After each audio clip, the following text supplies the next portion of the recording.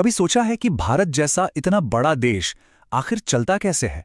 वो कौन सी व्यवस्था है, कौन सी मशीनरी है जो हर दिन करोड़ों लोगों की जिंदगी को प्रभावित करती है?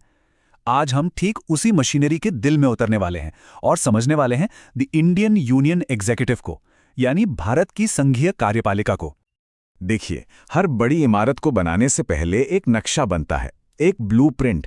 हमारे देश का वो ब्लूप्रिंट है भारत का संविधान। ये सिर्फ एक कानूनी किताब नहीं है, ये वो बुनियाद है, वो डिजाइन है जिस पर हमारा पूरा देश, हमारी पूरी व्यवस्था खड़ी है। और आज हम इसी बुनियाद के एक बहुत ही खास हिस्से को समझने जा रहे हैं। तो किसी भी सरकार को समझने के लिए सबसे पहला कदम ये जानना है कि संविधान के इस विशाल डिजाइन में उसकी जगह कहाँ है, वो कहाँ फिट होती है। तो चलिए इस भव्य डिजाइन के अंदर सरकार का सही पता लगाते हैं। भारत के संविधान को कहा जाता है the supreme law of the land. इसका सीधा सा मतलब है कि ये देश का सर्वोच्च कानून है, सबसे ऊपर। कोई भी दूसरा कानून, सरकार का कोई भी फैसला, कोई भी संस्था, हर किसी को संविधान के बनाए नियमों के अंदर ही काम करना होगा। ये वो लक्ष्मण रेखा है जिसे कोई भी पार नहीं कर सकता। अब एक पल के लिए कल्पना कीजिए कि हमारा संविधान एक बहुत बड़ा शहर है, एक मेट्रो सिटी। तो इस शहर का जो सबसे अहम इलाका है, इसका पावर सेंटर, वो है पार्ट 5 यानी भाग 5। आप इसे इस शहर का कैपिटल डिस्ट्रिक्ट समझ सकते हैं, वो जगह जहां से पूरे देश की केंद्र सरकार का कामकाज चलता है। तो अब हम इस कैपिटल डिस्ट्रिक्ट के अंदर कदम रख रहे हैं, ये समझने के लिए कि यहाँ सत्ता का केंद्र यानी गवर्नेंस सेंट्रल काम कैसे करता है। देखते हैं कि यहाँ कौन कौन सी मुख्य इमारतें हैं और कैसे ताकत को बड़ी ही समझदारी से अलग अलग हिस्सों में बांटा गया है। और ये रहा उस कैपिटल डिस्ट्रिक्ट का नक्शा। देखिए, पार्ट वी के अंदर 5 अलग अलग चैप्टर्स हैं और हर एक का काम एकदम साफ है। चैप्टर 1 है द यूनियन एग्जीक्यूटिव। ये सरकार की एक्शन टीम है जो कानूनों को लागू करती है। चैप्टर 2 है पार्लियामेंट यानी हमारी संसद। ये वो जगह है जहां कानून बनाए जाते हैं। चैप्टर 3 राष्ट्रपति की आपातकालीन शक्तियों के बारे में है। चैप्टर 4 है द यूनियन जुडिशरी यानी सुप्रीम कोर्ट, जो ये देखता है कि कानूनों का सही मतलब निकाला जाए। और चैप्टर 5 है कंट्रोलर एंड ऑडिटर जनरल। ये देश के पैसों का हिसाब किताब रखने वाले वॉचडॉग हैं। शक्तियों का ये बंटवारा ही हमारे लोकतंत्र की खूबसूरती है। तो अब हम इस नक्शे के सबसे पहले और सबसे अहम हिस्से पर जूम इन करते हैं। Chapter 1 the union executive. अगर सरकार एक गाड़ी है तो ये उसका इंजन रूम है। यहीं से असली पावर आती है, यहीं से देश को चलाने के रोजमर्रा के काम होते हैं। इसे ऐसे समझिए, पार्लियामेंट का काम है कानून बनाना, जुडिशरी का काम है कानून की व्याख्या करना, लेकिन द एग्जीक्यूटिव ये वो हिस्सा है जो असल में काम करता है, जो एक्ट्स करता है। नीतियां लागू करना, प्रशासन चलाना, फैसले लेना, ये सब काम एग्जीक्यूटिव का ही है। तो सवाल ये है कि इस शक्तिशाली इंजन रूम को चलाता कौन है? इस यूनियन एग्जीक्यूटिव की टीम में कौन कौन शामिल है? इसका जवाब है 5 प्रमुख पद और संस्थाएं। ये हैं वो 5 स्तंभ। सबसे पहले द प्रेसिडेंट यानी राष्ट्रपति, जो हमारे राष्ट्र के प्रमुख हैं, हेड ऑफ स्टेट। फिर हैं द वाइस प्रेसिडेंट, उपराष्ट्रपति। तीसरे और सबसे अहम द प्राइम मिनिस्टर, प्रधानमंत्री, जो सरकार के प्रमुख हैं यानी हेड ऑफ गवर्नमेंट। चौथे द काउंसिल ऑफ मिनिस्टर्स यानी प्रधानमंत्री का पूरा मंत्रिमंडल। और पांचवें the attorney general of India, जो भारत सरकार के मुख्य कानूनी सलाहकार होते हैं। और यहीं पर एक बहुत ही दिलचस्प सवाल सामने आता है जो अक्सर लोगों को कंफ्यूज करता है। भारत की सरकार के शीर्ष पर एक नहीं बल्कि 2 प्रमुख क्यों हैं? एक प्रेसिडेंट भी और एक प्राइम मिनिस्टर भी। आखिर इसकी क्या जरूरत है? ये सवाल बहुत जरूरी है क्योंकि इसका जवाब ही हमारे पूरे राजनीतिक सिस्टम के डिजाइन को समझाता है। ये कोई संजोग नहीं है बल्कि एक बहुत सोचा समझा फैसला है। तो चलिए इस पहेली को सुलझाते हैं। इस स्लाइड को ध्यान से देखिए, ये सारा कंफ्यूजन दूर कर देगी। प्रेसिडेंट होते हैं हेड ऑफ स्टेट, यानी वो पूरे राष्ट्र के प्रतीक हैं, देश का चेहरा हैं। वहीं प्राइम मिनिस्टर होते हैं हेड ऑफ गवर्नमेंट, यानी वो जो असल में सरकार को चलाते हैं। और ये आखिरी लाइन सबसे जरूरी है, प्रेसिडेंट एक नॉमिनल एग्जीक्यूटिव हैं, यानी नाम मात्र के कार्यकारी प्रमुख, जबकि असली कार्यकारी शक्तियां, real executive power, prime minister और उनके मंत्रिमंडल के पास होती हैं। इस पूरी व्यवस्था को कहते हैं पार्लियामेंट्री सिस्टम, यानी संसदीय प्रणाली, जिसे हमने ब्रिटिश मॉडल से अपनाया है।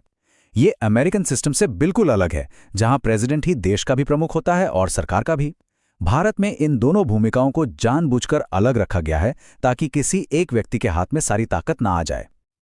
अच्छा, तो अब जब हमने ये बुनियादी ढांचा समझ लिया है, ये ब्लूप्रिंट हमारे दिमाग में साफ है, तो अब समय आ गया है असली शक्तियों के खेल को समझने का।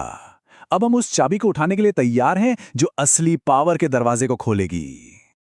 और यहीं पे कहानी का सबसे बड़ा सवाल खड़ा होता है। अगर प्रेसिडेंट सिर्फ एक नॉमिनल हेड हैं, नाम मात्र के प्रमुख, तो फिर उनकी असली ताकत कहां से शुरू होती है? क्या वो सिर्फ एक रबर स्टैंप हैं, या संविधान ने उन्हें कुछ ऐसी शक्तियां भी दी हैं जो पहली नजर में दिखाई नहीं देती? हमारे अगले विश्लेषण में हम इसी रहस्य से पर्दा उठाएंगे। हम सीधे संविधान के पन्ने पलटेंगे और खोलकर देखेंगे आर्टिकल्स 52 और 53 को, ये समझने के लिए कि राष्ट्रपति की शक्तियों का असली मतलब और दायरा क्या है। इस संवैधानिक सफर में हमारे साथ बने रहिएगा। नमस्कार। पिछले विश्लेषण में हमने यूनियन एग्जीक्यूटिव यानी संघ की कार्यपालिका की बात की थी। तो आज उसी चर्चा को आगे बढ़ाते हैं और फोकस करते हैं उसके सबसे महत्वपूर्ण पद पर, द प्रेसिडेंट ऑफ इंडिया यानी भारत के राष्ट्रपति। ये बात राष्ट्रपति की भूमिका को समझने के लिए मुझे लगता है एकदम परफेक्ट है। तो चलिए इसी विचार को और गहराई से समझते हैं हमारे संविधान के दो बहुत ही क्रूशियल आर्टिकल्स के जरिए, आर्टिकल 52 और आर्टिकल 53। असल में यही वो दो आर्टिकल्स हैं जो राष्ट्रपति के पद की पूरी बुनियाद रखते हैं। तो सबसे पहले आते हैं आर्टिकल 52 पर। देखिए, ये कोई सुझाव या ऑप्शन नहीं है, ये संविधान का एक सीधा और मजबूत आदेश है, अ कॉन्स्टिट्यूशनल कमांड। संविधान में लिखा है, there shall be a president of India. अब इस लाइन में जो सबसे जरूरी शब्द है वो है शैल। इस शैल का मतलब ये नहीं है कि होना चाहिए, इसका मतलब है होगा ही होगा। यानी कि राष्ट्रपति का पद कभी भी एक सेकंड के लिए भी खाली नहीं रह सकता। और ऐसा क्यों? ताकि देश में एक नेशनल कंटिन्यूटी, एक राष्ट्रीय निरंतरता हमेशा बनी रहे। तो इस पद के साथ राष्ट्रपति को 3 बहुत बड़े पहचान मिलती हैं।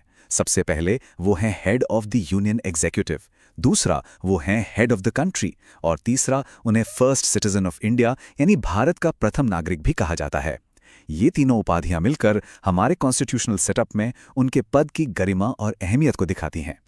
लेकिन यहीं पर एक बहुत बड़ा पैराडॉक्स, एक विरोधाभास सामने आता है।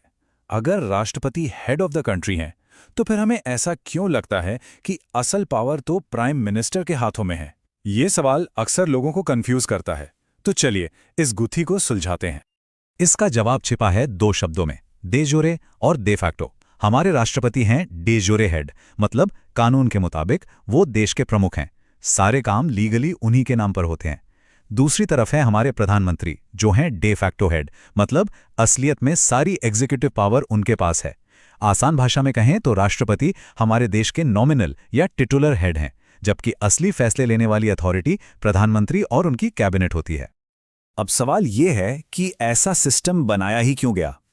ऐसा इसलिए है क्योंकि एक पार्लियामेंट्री डेमोक्रेसी में राज्य की गरिमा यानी डिग्निटी ऑफ द स्टेट को सरकार की रोजमर्रा की राजनीति से अलग रखा जाता है। इससे यह फायदा होता है कि हेड ऑफ स्टेट यानी हमारे राष्ट्रपति पॉलिटिकल बैटल से ऊपर उठकर पूरे देश का, हर नागरिक का बिना किसी भेदभाव के प्रतिनिधित्व करते हैं। तो आर्टिकल 52 में तो यह तय कर दिया कि राष्ट्रपति का पद होगा, लेकिन इस पद में शक्ति कहां से आती है? इसका जवाब हमें मिलता है आर्टिकल 53 में। यही वो आर्टिकल है जो इस ऑफिस को असली मसल, असली संवैधानिक ताकत देता है। आर्टिकल 53 के मुताबिक राष्ट्रपति की शक्ति 2 बड़े स्तंभों पर टिकी है। पहला है the executive power of the union और दूसरा the supreme command of the defence forces. चलिए इन दोनों को एक एक करके समझते हैं।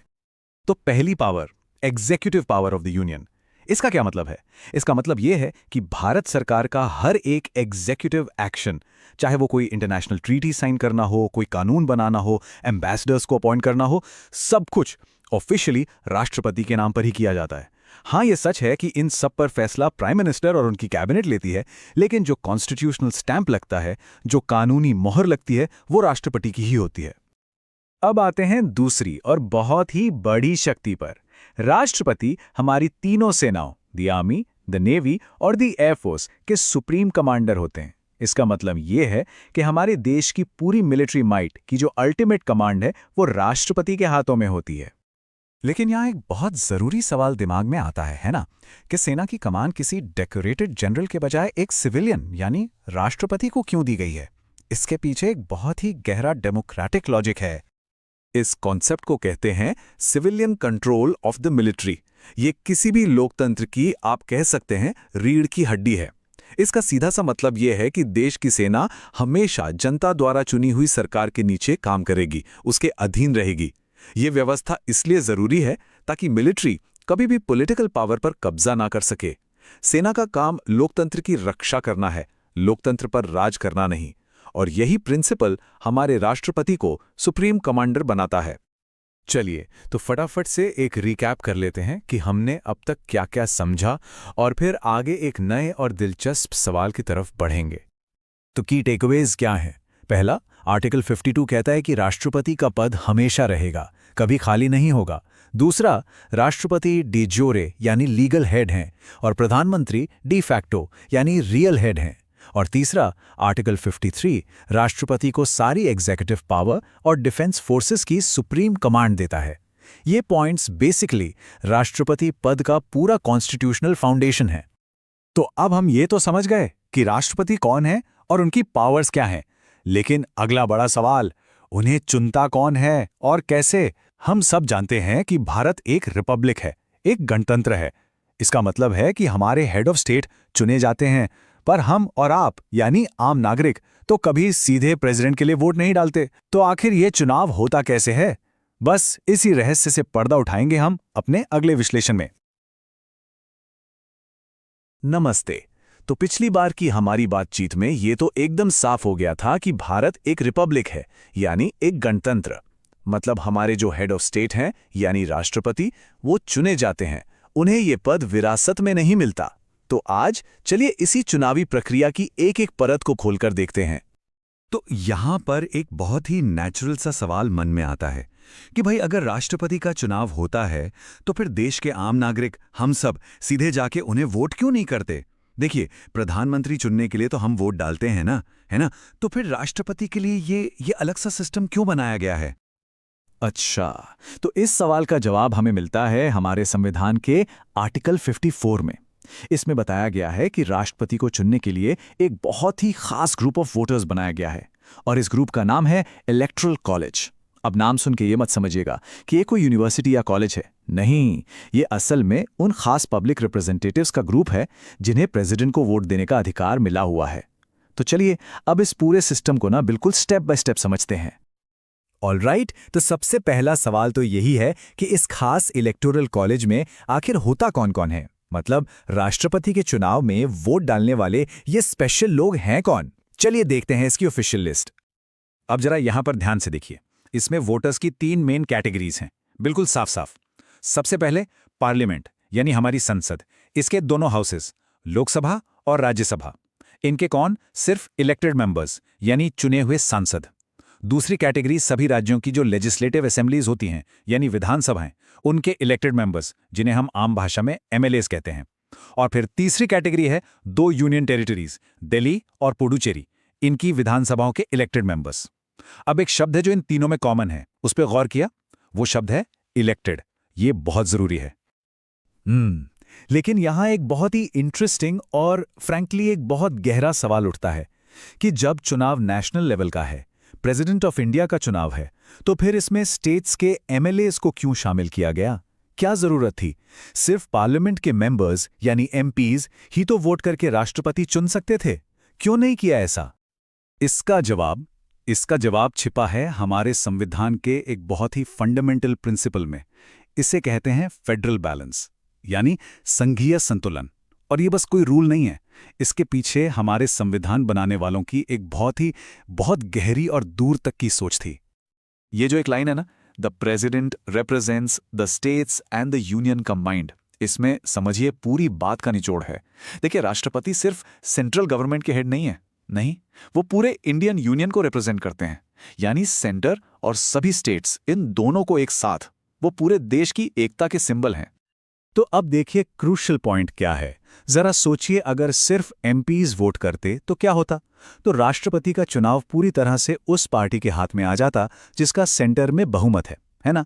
लेकिन एमएलएज को इसमें शामिल करके हमारे संविधान ने ये इंश्योर किया कि स्टेट्स की आवाज को भी राष्ट्रपति चुनाव में बराबर का वजन मिले। ये सेंटर और स्टेट्स के बीच पावर का एक बेहतरीन बैलेंस बनाता है, और इसी वजह से प्रेसिडेंट एक किसी सरकार के नहीं बल्कि पूरे देश के प्रतिनिधि बनते हैं। ओके, तो ये तो हो गई बात कि वोट कौन कौन कर सकता है, लेकिन कहानी का दूसरा पहलू समझना भी उतना ही जरूरी है, और वो ये है कि कौन वोट बिल्कुल नहीं कर सकता। ये है वो फॉरबिडन लिस्ट। और हाँ, जो लोग कॉम्पिटिटिव एग्जाम्स की तैयारी कर रहे हैं उनके लिए ये सेक्शन बहुत इंपॉर्टेंट है। तो देखिए, इसमें 3 ग्रुप्स हैं जिन्हें स्ट्रिक्टली बाहर रखा गया है। सबसे पहले पार्लियामेंट के नॉमिनेटेड मेंबर्स, जैसे राज्यसभा में वो 12 सदस्य होते हैं ना जिन्हें प्रेसिडेंट नॉमिनेट करते हैं, वो लोग। दूसरा, राज्यों की जो लेजिस्लेटिव काउंसिल्स होती है यानी विधान परिषद, उनके सभी सदस्य जिन्हें हम एमएलसीज कहते हैं। और तीसरा, स्टेट असेंबलीज के जो नॉमिनेटेड मेंबर्स होते हैं वो भी बाहर हैं। तो रूल एकदम क्रिस्टल क्लियर है, only elected members can vote. लेकिन सवाल फिर वही कि नॉमिनेटेड मेंबर्स को बाहर क्यों रखा गया? मतलब इसके पीछे का लॉजिक क्या है? जरूर कोई ठोस कारण होगा, है ना? ये स्लाइड देखिए, ये पूरी बात को एकदम साफ कर देगी। देखिए, नॉमिनेटेड मेंबर्स को अपॉइंट कौन करता है? ज्यादातर मामलों में प्रेसिडेंट खुद करते हैं। अब जरा सोचिए, जिन लोगों को प्रेसिडेंट ने अपॉइंट किया है, अगर उन्हीं को प्रेसिडेंट के चुनाव में वोट देने का हक दे दिया जाए तो ये तो सीधा सीधा मामला बन जाएगा कॉन्फ्लिक्ट ऑफ इंटरेस्ट का। ये कुछ वैसा ही है जैसे कोई जज अपने ही किसी रिश्तेदार के केस का फैसला सुनाए। क्या वो फैसला इम्पार्शियल हो सकता है? नहीं। तो बस चुनाव की फेयरनेस और इंटीग्रिटी बनाए रखने के लिए उन्हें इस प्रोसेस से बाहर रखना ही कॉन्स्टिट्यूशनल तौर पर बिल्कुल सही है। ओके, तो काफी सारी इंफॉर्मेशन हो गई है ना। चलिए अब एक काम करते हैं, इस सारी जानकारी को एक फाइनल सिंपल सी चेकलिस्ट में डालकर फटाफट रिवाइज कर लेते हैं ताकि कोई कंफ्यूजन ना रहे। चलिए इस टेबल को जल्दी से देखते हैं। लोकसभा के इलेक्टेड मेंबर्स, यस बिल्कुल, ये जनता के डायरेक्ट रिप्रेजेंटेटिव्स हैं। राज्यसभा के इलेक्टेड मेंबर्स, यस, ये स्टेट्स के रिप्रेजेंटेटिव्स हैं। राज्यसभा के नॉमिनेटेड मेंबर्स, बिल्कुल नहीं। Reason, conflict of interest. अच्छा, स्टेट असेंबली के इलेक्टेड एमएलएज, यस, ये स्टेट की पॉपुलेशन को रिप्रेजेंट करते हैं। स्टेट काउंसिल के एमएलसीज, नो। क्यों? क्योंकि ये सभी स्टेट्स में हैं ही नहीं, तो वोटिंग अनइवन हो जाएगी। और आखिर में दिल्ली और पुडुचेरी के एमएलएज, यस, क्योंकि ये वो यूटीज हैं जहां अपनी लेजिस्लेटिव असेंबली है। देखा, एकदम सिंपल। तो अब ये तो बिल्कुल साफ हो गया कि प्रेसिडेंट के चुनाव वाले इलेक्टोरल कॉलेज में वोटर्स कौन हैं और कौन नहीं हैं। लेकिन रुकिए, यहां कहानी में एक बहुत बड़ा और बहुत ही फैसिनेटिंग ट्विस्ट है। सवाल यह है कि क्या इस चुनाव में हर वोटर के वोट की वैल्यू यानी कीमत बराबर होती है? क्या एक वोटर का मतलब एक वोट है? इसका जवाब है एक बड़ा सा नहीं। इस बात को समझने के लिए बस एक एग्जाम्पल देखिए और आप चौंक जाएंगे। उत्तर प्रदेश के एक एमएलए के वोट की जो वैल्यू होती है ना, वो सिक्किम के एक एमएलए के वोट की वैल्यू से कई गुना ज्यादा होती है। सोचिए, पोस्ट एक ही है, एमएलए, लेकिन वोट की पावर में जमीन आसमान का फर्क है। पर ऐसा क्यों है? वोट की इस ताकत का हिसाब आखिर किस फॉर्मूला से होता है? और इस पूरी प्रक्रिया के पीछे का वो कॉम्प्लेक्स मैथ क्या है? यही सब कुछ हम समझेंगे अपने अगले अंक में, जिसका टाइटल है द मैथमेटिक्स ऑफ डेमोक्रेसी। तो अगली बार जरूर जुड़िएगा, क्योंकि यह हिसाब किताब बहुत दिलचस्प होने वाला है। नमस्कार। पिछले विश्लेषण में हमने ये तो जान लिया था कि राष्ट्रपति चुनाव में वोट कौन डालता है, हमारे चुने हुए संसद यानी एमपीज और विधायक यानी एमएलएज। आज हम उस शक्ति के पीछे छिपे गणित को समझेंगे। पर यहीं से एक बहुत ही जरूरी सवाल उठता है। सोचिए, एक तरफ है सिक्किम, जहां की आबादी करीब 6 लाख है, और दूसरी तरफ उत्तर प्रदेश, 20 करोड़ से भी ज्यादा लोगों का राज्य। तो क्या सिक्किम के एक एमएलए और उत्तर प्रदेश के एक एमएलए दोनों के वोट की ताकत एक बराबर होनी चाहिए? अगर ऐसा होता, मतलब हर एमएलए को बस एक वोट मिलता, तो सोचिए क्या होता। हमारा जो पूरा फेडरल स्ट्रक्चर है वो गड़बड़ा जाता। या तो उत्तर प्रदेश जैसे बड़े राज्यों की आवाज उतनी सुनी ही नहीं जाती जितनी जानी चाहिए, या फिर सिक्किम जैसे छोटे राज्यों की आवाज तो पूरी तरह दबी जाती। तो इस बड़ी समस्या को सुलझाने के लिए हमारे संविधान बनाने वालों ने एक बहुत ही शानदार सिस्टम तैयार किया। इसे कहते हैं वेटेड वोटिंग। अब इसका मतलब क्या है? इसका सीधा सा मतलब है कि इस चुनाव में हर वोट बराबर नहीं होता। एक व्यक्ति एक वोट वाला सिद्धांत यहां लागू नहीं होता, बल्कि हर वोट की अपनी एक कीमत होती है, एक वैल्यू होती है, और ये वैल्यू इस बात से तय होती है कि वो वोट कितनी बड़ी आबादी को रिप्रेजेंट कर रहा है। तो चलिए सबसे पहले ये समझते हैं कि किसी राज्य की आवाज यानी एक एमएलए के वोट की वैल्यू आखिर निकाली कैसे जाती है। देखिए, इसका जो फॉर्मूला है वो सुनने में शायद थोड़ा कॉम्प्लिकेटेड लगे, पर है बड़ा सीधा। किसी भी एमएलए के वोट की वैल्यू निकालने के लिए बस 3 स्टेप्स हैं। सबसे पहले उस राज्य की कुल आबादी यानी टोटल पॉपुलेशन को लिया जाता है। फिर उस आबादी को उस राज्य के कुल चुने हुए एमएलएस की संख्या से डिवाइड कर दिया जाता है, और आखिर में जो भी नंबर आता है उसे 1000 से फिर से डिवाइड करते हैं। ये बस इसलिए ताकि जो फाइनल नंबर आए वो छोटा और मैनेजेबल रहे। तो सवाल यह है कि ये पूरा गणित किया क्यों जा रहा है? इसके पीछे का मकसद है यूनिफॉर्मिटी ऑफ रिप्रेजेंटेशन, मतलब प्रतिनिधित्व में एक रूपता लाना। कोशिश यह है कि हर एमएलए का वोट, चाहे वो किसी भी राज्य का हो, लगभग एक जैसी संख्या में लोगों को रिप्रेजेंट करे। और ये फॉर्मूला अपना काम बहुत अच्छे से करता है। इसका नतीजा क्या होता है? जाहिर है, उत्तर प्रदेश जैसे ज्यादा आबादी वाले राज्य के एमएलए के वोट की वैल्यू बहुत ज्यादा होगी, और सिक्किम जैसे कम आबादी वाले राज्य के एमएलए के वोट की वैल्यू कम। तो इस तरह से रिप्रेजेंटेशन जो है वो पॉपुलेशन के एकदम प्रोपोर्शनल हो जाता है। चलिए, ये तो हुई एमएलएस की बात। अब आते हैं दूसरे लेवल पर, राष्ट्र के वोट पर, यानी कि एक एमपी, एक सांसद के वोट की वैल्यू कैसे तय होती है। अब यहां एक दिलचस्प बात है। एक एमपी के वोट की वैल्यू पूरी तरह से एमएलएस की वोट वैल्यू पर ही निर्भर करती है। कैसे? समझिए। पहला स्टेप, जितने भी राज्य हैं उन सब के एमएलएस की वोट वैल्यू निकाली जाती है, ठीक वैसे ही जैसे हमने अभी सीखा। दूसरा स्टेप, अब इन सभी एमएलएस की वोट वैल्यूज को, पूरे देश के एमएलएस की वैल्यूज को एक साथ जोड़ दिया जाता है। और तीसरा और आखिरी स्टेप, इस टोटल जोड़ को देश में जितने भी चुने हुए एमपीज हैं उनकी संख्या से डिवाइड कर दिया जाता है। अच्छा, यहां पर संविधान का एक और बहुत ही गहरा सिद्धांत काम करता है, वो है पैरिटी। पैरिटी का मतलब है बराबरी, संतुलन। इसका मकसद ये सुनिश्चित करना है कि हमारे फेडरल सिस्टम में केंद्र और राज्यों के बीच शक्ति का एक बैलेंस बना रहे। इसीलिए सिस्टम ऐसा बनाया गया है कि देश के सारे एमपीज की कुल वोटिंग पावर देश के सारे एमएलएस की कुल वोटिंग पावर के ठीक बराबर हो, एकदम बैलेंस। तो अगर हम दोनों को साथ में रखकर देखें तो तस्वीर और साफ हो जाती है। एक एमएलए की वोट वैल्यू हर राज्य में अलग अलग होती है। क्यों? क्योंकि वो उस राज्य की आबादी पर डिपेंड करती है। लेकिन एक एमपी की वोट वैल्यू पूरे देश में हर एमपी के लिए एक ही होती है, सेम होती है, क्योंकि वो किसी एक राज्य पर नहीं बल्कि सारे राज्यों की कुल ताकत पर आधारित है।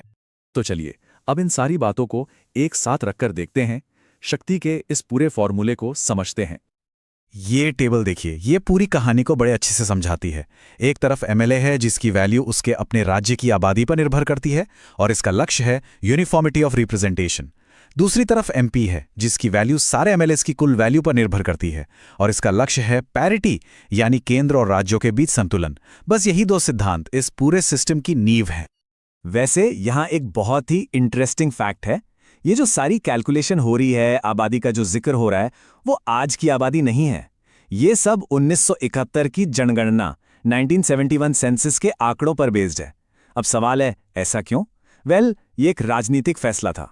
ये इसलिए किया गया ताकि जिन राज्यों ने पॉपुलेशन कंट्रोल पर अच्छा काम किया उन्हें चुनावी तौर पर इसका नुकसान न उठाना पड़े। तो ठीक है, अब हम ये तो समझ गए हैं कि हर वोट की वैल्यू क्या है, एमएलए की वैल्यू क्या है, एमपी की वैल्यू क्या है, लेकिन ये तो कहानी का सिर्फ आधा हिस्सा है। मतलब ठीक है, वोटों की कीमत तो तय हो गई, पर असली सवाल तो अब आता है, राष्ट्रपति को चुनने के लिए ये वोट असल में डाले कैसे जाते हैं? एक बात साफ है, ये हमारे आम चुनावों जैसा first pass the post system बिल्कुल नहीं है कि जिसे सबसे ज्यादा वोट मिले वो जीत गया। नहीं, यहां जीतने के लिए एक खास बहुमत, एक स्पेशल कोटा हासिल करना पड़ता है। और इसी सवाल के साथ हम आज की ये कड़ी यहीं खत्म करते हैं। अगली बार हम वोट डालने के इसी अनोखे तरीके को समझेंगे जिसे कहते हैं प्रोपोर्शनल रिप्रेजेंटेशन। हम बात करेंगे सिंगल ट्रांसफरेबल वोट यानी एसटीवी की, और उस जादुई नंबर, उस इलेक्टोरल कोटा की जिसे हासिल किए बिना कोई जीत नहीं सकता। तो हमारे साथ जरूर जुड़िएगा। Welcome back. पिछले विश्लेषण में हमने ये तो समझ लिया था कि कौन वोट करता है और उनके वोट की वैल्यू क्या होती है। अब हम इसके सबसे इम्पोर्टेंट हिस्से पर आते हैं। आखिर विजेता चुना कैसे जाता है? इसका जवाब एक बहुत ही यूनिक वोटिंग मैकेनिज्म में छिपा है। देखिए, एक एमपी या एमएलए का election first past the post system से होता है। मतलब जिसे सबसे ज्यादा वोट मिल गए वो जीत गया। सिंपल। लेकिन प्रेसिडेंट पूरे देश का प्रतिनिधि होता है, इसलिए उनके लिए ये काफी नहीं है। उन्हें 50% से ज्यादा वोट यानी एक एब्सोल्यूट मेजॉरिटी हासिल करनी ही पड़ती है। तो इस पूरे कॉम्प्लेक्स प्रोसेस को आसान बनाने के लिए हम इसे इन 5 सिस्टमैटिक हिस्सों में बांटकर देखेंगे। चलिए इसमें गहराई से उतरते हैं। ये पूरा का पूरा सिस्टम कॉन्स्टिट्यूशन के आर्टिकल 55 पर टिका हुआ है। आप कह सकते हैं कि ये इस इलेक्शन के 3 मुख्य स्तंभ यानी 3 पिलर्स बताता है। पहला, ये एक इनडायरेक्ट इलेक्शन है, मतलब जनता के चुने हुए प्रतिनिधि वोट करते हैं। दूसरा, ये सीक्रेट बैलेट से होता है यानी गुप्त मतदान। इसमें कोई पार्टी विप नहीं चलता, हर कोई अपनी मर्जी से वोट दे सकता है। और तीसरा, सबसे जरूरी, ये proportional representation by means of the single transferable vote या शॉर्ट में एसटीवी सिस्टम से होता है। यही इस पूरे इलेक्शन का मैथमेटिकल इंजन है। तो अब आगे बढ़ते हैं और देखते हैं कि ये एसटीवी या सिंगल ट्रांसफरेबल वोट आखिर है क्या। सुनने में थोड़ा कॉम्प्लिकेटेड लग सकता है, पर इसका कॉन्सेप्ट, इसका आइडिया बहुत ही सिंपल है। आम चुनाव में हम क्या करते हैं? एक कैंडिडेट को वोट दे देते हैं, बस। लेकिन यहाँ वोटर्स कैंडिडेट्स को चुनते नहीं, उन्हें रैंक करते हैं। वोटर को एक बैलेट पेपर मिलता है, उस पर उन्हें अपनी पसंद के अनुसार कैंडिडेट्स के आगे 1, 2, 3 ऐसे लिखकर अपनी प्रेफरेंस यानी अपनी पसंद का क्रम बताना होता है।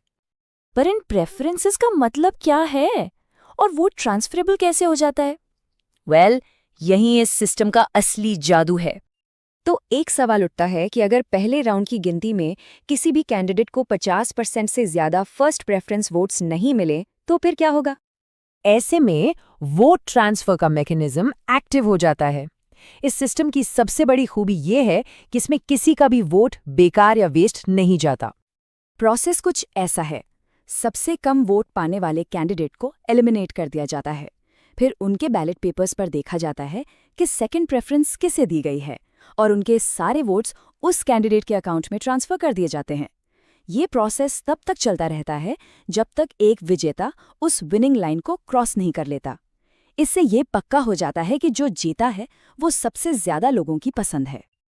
लेकिन ये विनिंग लाइन है क्या? जीतने के लिए आखिर कितने वोट्स चाहिए?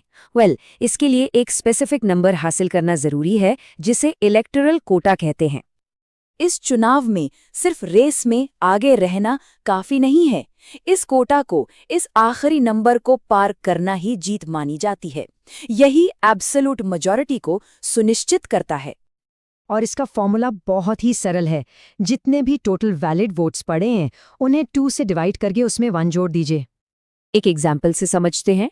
मान लीजिए कुल वैलिड वोट्स 10 लाख हैं, तो जीतने के लिए इलेक्टोरल कोटा होगा 5 लाख 1 वोट। तो सबसे जरूरी बात यह है कि ये फॉर्मूला 50% प्लस 1 वोट को मैथमेटिकली रिप्रेजेंट करता है। अब इतना गंभीर चुनाव है तो इसमें गैर गंभीर उम्मीदवारों को दूर रखना भी जरूरी है। इसके लिए कॉन्स्टिट्यूशन ने कुछ कठोर नियम बनाए हैं। एक कैंडिडेट के नाम को 50 इलेक्टर्स यानी एमपीज या एमएलएज प्रपोज या प्रस्तावित करते हैं और 50 अलग इलेक्टर्स उस नाम को सेकंड यानी समर्थन देते हैं। साथ ही 15,000 रुपए की सिक्योरिटी डिपॉजिट आरबीआई के पास जमा करनी होती है। और अगर कैंडिडेट को कुल वोट्स का 1/6 हिस्सा भी नहीं मिलता तो ये जमानत जब्त हो जाती है। तो हमने इस इलेक्शन की पूरी मशीन को डिकोड कर लिया है। एसटीवी सिस्टम क्या है, प्रेफरेंस वोटिंग कैसे होती है, इलेक्टोरल कोटा कैसे निकलता है और वोट ट्रांसफर का क्या रोल है। अब जब हम ये जानते हैं कि प्रेसिडेंट कैसे चुने जाते हैं, तो अगला जरूरी सवाल ये है कि इस पद के लिए कौन योग्य है, क्या क्वालिफिकेशंस है। अगले विश्लेषण में हम इसी पर बात करेंगे और कॉन्स्टिट्यूशन के आर्टिकल्स 58 और 59 को डिकोड करेंगे। नमस्कार, पिछले विश्लेषण में हमने समझा था कि राष्ट्रपति का चुनाव होता कैसे है, पर सच कहूं तो वो तो आधी कहानी थी, क्योंकि भारत का संविधान राष्ट्रपति पद के लिए एक बहुत ही सख्त गेटकीपर की तरह काम करता है। तो अब यह सवाल उठता है कि जब चुनाव का तरीका पता चल गया, तो इस चुनाव में खड़ा कौन हो सकता है? इसका जवाब कॉन्स्टिट्यूशनल टेस्ट की एक पूरी सीरीज में छिपा है। तो चलिए इसी को समझते हैं। सबसे पहला गेट या कहें कि पहली शर्त कॉन्स्टिट्यूशन के आर्टिकल 58 में दी गई एक नॉन नेगोशिएबल चेकलिस्ट है। मतलब हर उम्मीदवार को ये 4 मुख्य शर्तें पूरी करनी ही होंगी, कोई रास्ता नहीं है। तो ये हैं वो 4 जरूरी योग्यताएं: सिटीजनशिप, एक मिनिमम एज, लोकसभा का सदस्य बनने की क्षमता और कोई भी ऑफिस ऑफ प्रॉफिट यानी लाभ का पद न रखना। चलिए इनमें से कुछ को जरा और गहराई से देखते हैं, क्योंकि यहाँ कुछ दिलचस्प बातें हैं। अब देखिए, सिटीजनशिप वाले नियम में एक बड़ा ही दिलचस्प फर्क है।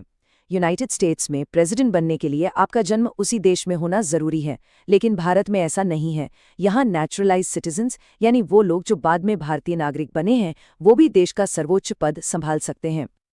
और ये पार्लियामेंट्री कैपेबिलिटी वाली बात, ये बड़ी बारीक लेकिन बहुत जरूरी है। उम्मीदवार का एमपी होना जरूरी नहीं है, पर उनके पास एक एमपी बनने के लिए जो भी योग्यताएं चाहिए वो सब होनी चाहिए, जैसे कि वो दिवालिया ना हो या उनका दिमागी संतुलन ठीक हो। चलिए अब आते हैं एक ऐसे टर्म पर जो राष्ट्रपति की आज़ादी को पक्का करने के लिए सबसे जरूरी है, लेकिन ये टर्म अपने आप में एक पहेली जैसा है। संविधान में ऑफिस ऑफ प्रॉफिट शब्द का इस्तेमाल तो किया गया है, पर मजे की बात यह है कि इसे कहीं भी डिफाइन नहीं किया गया है कि इसका असली मतलब क्या है। इसे समझने के लिए हमें इसके पीछे के मकसद को समझना होगा। तो सबसे जरूरी बात यह है, ऑफिस ऑफ प्रॉफिट का मतलब है कोई भी सरकारी पद जहां से पैसा या फायदा मिलता हो, और ये नियम इसलिए है ताकि राष्ट्रपति पर सरकार का कोई दबाव न रहे।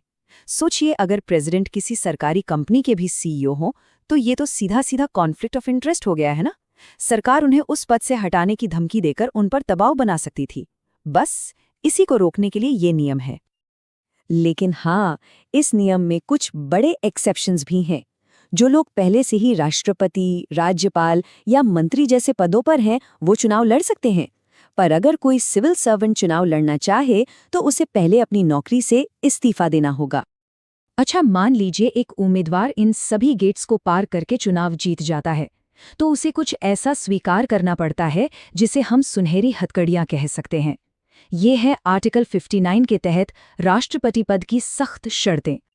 पहली शर्त एकदम साफ है, कोई एमपी या एमएलए एक ही समय में राष्ट्रपति नहीं हो सकता। No double jobbing. जिस पल वो राष्ट्रपति के ऑफिस में कदम रखते हैं, उनकी पुरानी सीट अपने आप खाली मान ली जाती है। इसके अलावा वो कोई और ऐसी नौकरी नहीं कर सकते जहां से पैसा मिले, और उनकी आज़ादी को बचाने के लिए उनकी सैलरी को एक तरह का फाइनेंशियल शील्ड दिया गया है।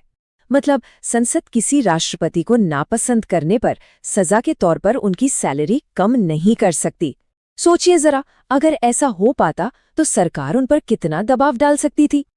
ये सब हमें एक आखिरी सवाल पर ले आता है, क्या राष्ट्रपति का पद सिर्फ एक बार के लिए होता है? आर्टिकल 57 री इलेक्शन यानी दोबारा चुनाव लड़ने के सवाल का एकदम साफ जवाब देता है। यहाँ हमें अमेरिकन सिस्टम से एक और बड़ा फर्क देखने को मिलता है। भारतीय संविधान इस बात पर कोई रोक नहीं लगाता कि कोई व्यक्ति कितनी बार राष्ट्रपति बन सकता है। थ्योरेटिकली इसका मतलब ये है कि भारत में कोई व्यक्ति चाहे तो कई बार राष्ट्रपति चुना जा सकता है। लेकिन कानून में इजाजत होने के बावजूद इतिहास हमें एक बहुत मजबूत परंपरा या कन्वेंशन दिखाता है। आज तक सिर्फ भारत के पहले राष्ट्रपति डॉक्टर राजेंद्र प्रसाद ही थे जिन्होंने 2 बार ये पद संभाला। अब सोचने वाली बात ये है कि ऐसा क्यों हुआ होगा? तो इस पूरी प्रक्रिया का निचोड़ ये है, राष्ट्रपति पद के लिए जो योग्यताएं हैं वो एक बहुत सख्त फिल्टर का काम करती हैं, और पद की शर्तें ये पक्का करती हैं कि राष्ट्रपति का पूरा ध्यान सिर्फ और सिर्फ देश की सेवा पर रहे। तो उम्मीदवार ने हर परीक्षा पास कर ली है, वो क्वालिफाइड हैं और उन्होंने सारी शर्तें भी मान ली हैं। अब होता है आखिरी बदलाव, एक खास पवित्र रस्म के जरिए जो राष्ट्रपति की शपथ को बाकी सभी शपथों से बिल्कुल अलग बनाती है। ऐसा क्या है जो इसे इतना अनोखा बनाता है?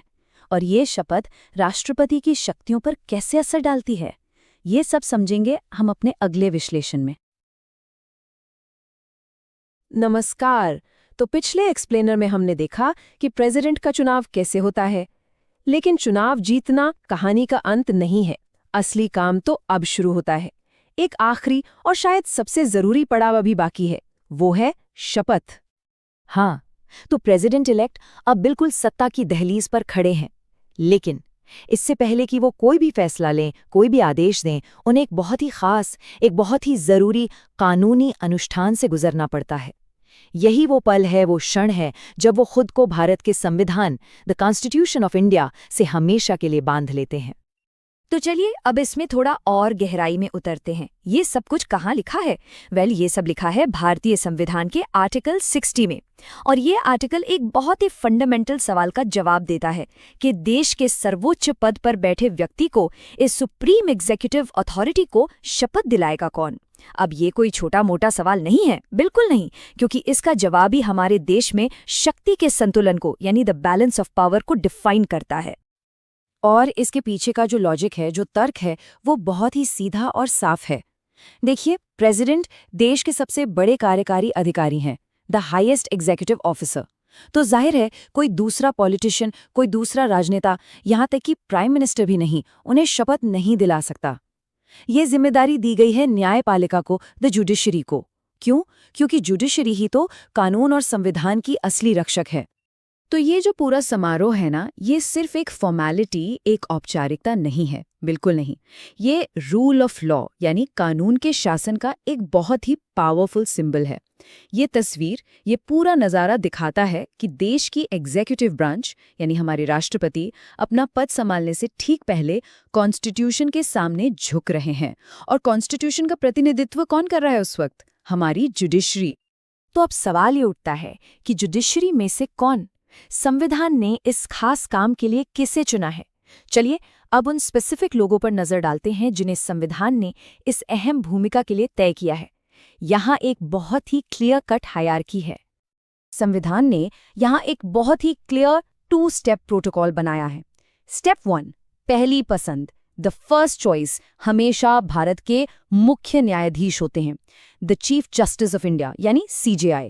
लेकिन सोचिए, अगर किसी भी वजह से CJI मौजूद नहीं है तब क्या होगा? क्या सत्ता का हस्तांतरण रुक जाएगा? नहीं, बिल्कुल नहीं। यहीं पर स्टेप 2 आता है। ऐसी सूरत में सुप्रीम कोर्ट के जो सबसे सीनियर जज होते हैं, द सीनियर मोस्ट जज, वो ये जिम्मेदारी निभाते हैं। ये एक तरह का कॉन्स्टिट्यूशनल फेल सेफ है, एक सुरक्षा कवच जो ये पक्का करता है कि ये प्रक्रिया कभी रुके नहीं, कभी अटके नहीं। ठीक है, तो ये तो हो गई शपथ दिलाने की प्रक्रिया, पर उस शपथ में बोला क्या जाता है? क्या वो शब्द भी खास हैं? चलिए अब शपथ के उन एक्चुअल वर्ड्स पर गौर करते हैं और हम देखेंगे कि ये किसी भी दूसरी शपथ से कितनी अलग है। प्रेसिडेंट की जो प्रतिज्ञा है वो वाकई यूनिक है और इसके साथ एक बहुत बड़ी जिम्मेदारी, एक बहुत भारी बोझ जुड़ा है। अगर हम तुलना करें तो मंत्रियों और सांसदों की शपथ और प्रेसिडेंट की शपथ में जमीन आसमान का फर्क है। मिनिस्टर्स और MPs शपथ लेते हैं कि वो संविधान के प्रति सच्ची श्रद्धा और निष्ठा, ट्रू फेथ एंड एलिजेंस रखेंगे। ये एक तरह का वादा है, a promise to be loyal. लेकिन प्रेसिडेंट की शपथ देखिए, वो कहते हैं कि वो संविधान और विधि का परिरक्षण, संरक्षण और प्रतिरक्षण करेंगे, यानी to preserve, protect and defend the constitution and the law. ये सिर्फ एक वादा नहीं है, ये एक एक्टिव ड्यूटी है, एक सक्रिय कर्तव्य है। और पता है, ये जो शब्द हैं, प्रिजर्व, प्रोटेक्ट एंड डिफेंड, ये सिर्फ शब्द नहीं है, ये बहुत पावरफुल है। इसी स्पेसिफिक फ्रेजिंग की वजह से प्रेसिडेंट को गार्डियन ऑफ द कॉन्स्टिट्यूशन यानी संविधान का संरक्षक कहा जाता है। मतलब अगर कभी भी सरकार संविधान का उल्लंघन करने की कोशिश करे तो प्रेसिडेंट अपनी इसी शपथ से बंधे हुए हैं कि वो ऐसा होने से रोकें। ये उनकी सबसे बड़ी जिम्मेदारी है। अब एक और इंटरेस्टिंग बात है, संविधान यहाँ पर एक विकल्प भी देता है। आर्टिकल 60 में 2 शब्दों का इस्तेमाल होता है, ओथ यानी शपथ और अफर्मेशन यानी प्रतिज्ञान। तो सवाल ये है कि इन दोनों में आखिर फर्क क्या है? देखिए, फर्क बहुत सीधा सा है। ओथ यानी शपथ ईश्वर के नाम पर ली जाती है। ये उन लोगों के लिए है जो आस्तिक हैं, वहीं दूसरी तरफ अफर्मेशन यानी प्रतिज्ञान एक सेक्युलर विकल्प है, एक धर्मनिरपेक्ष विकल्प। इसमें ईश्वर का जिक्र नहीं होता, लेकिन ये भी उतनी ही गंभीर और सच्ची घोषणा है। ये विकल्प भारत के सेक्युलर वैल्यूज को दिखाता है कि यहाँ हर किसी की मान्यताओं का सम्मान है। और सबसे जरूरी बात, लीगली यानी कानूनी तौर पर दोनों का वजन, दोनों की वैधता बिल्कुल एक बराबर है, कोई फर्क नहीं। तो बस जैसे ही यह अनुष्ठान पूरा होता है, कानूनी रूप से जो ट्रांसफॉर्मेशन होना था वो पूरा हो जाता है। एक व्यक्ति अब एक पद में, एक इंस्टीट्यूशन में बदल चुका है। ये जो शपथ ग्रहण समारोह है, ये ऑफिशियली उस ट्रांजिशन पीरियड का अंत है और यहीं से प्रेसिडेंट के कार्यकाल की शुरुआत होती है। इस एक पल के बाद प्रेसिडेंट इलेक्ट अब प्रेसिडेंट ऑफ इंडिया हैं। तो चलिए एक बार जल्दी से इस पूरे एक्सप्लेनर के जो की टेकअवेज हैं, जो सबसे जरूरी बातें हैं, उन्हें दोहरा लेते हैं। सबसे पहली बात, प्रेसिडेंट की शपथ का जिक्र आर्टिकल 60 में है। दूसरी बात, ये शपथ कौन दिलाता है? The chief justice of India. तीसरी और सबसे खास बात, प्रेसिडेंट की शपथ सिर्फ निष्ठा की नहीं, बल्कि संविधान को प्रिजर्व, प्रोटेक्ट और डिफेंड करने की है। और चौथी बात, इसी शपथ के साथ सत्ता का हस्तांतरण पूरा होता है और प्रेसिडेंट इलेक्ट ऑफिशियली भारत के प्रेसिडेंट बन जाते हैं। लेकिन यहाँ एक बहुत बड़ा सवाल खड़ा होता है। ये एक इतनी गंभीर शपथ है, इतनी बड़ी प्रतिज्ञा है, पर क्या हो अगर इसे तोड़ दिया जाए? क्या होगा अगर कोई प्रेसिडेंट अपनी ही शपथ का उल्लंघन कर दे? इसके परिणाम, इसके कॉन्सिक्वेंसेस क्या होंगे? इसी सवाल का जवाब हम ढूंढेंगे अपने अगले एक्सप्लेनर में, जहां हम बात करेंगे प्रेसिडेंट के कार्यकाल यानी उनके टेन्योर की, उनके इस्तीफे यानी रेजिग्नेशन की प्रक्रिया की, और सबसे जरूरी उस सबसे बड़ी संवैधानिक प्रक्रिया की जो शपथ तोड़ने पर इस्तेमाल होती है, वो प्रक्रिया जिसे कहते हैं इम्पीचमेंट यानी महाभियोग। तो हमारे साथ बने रहिएगा। नमस्कार।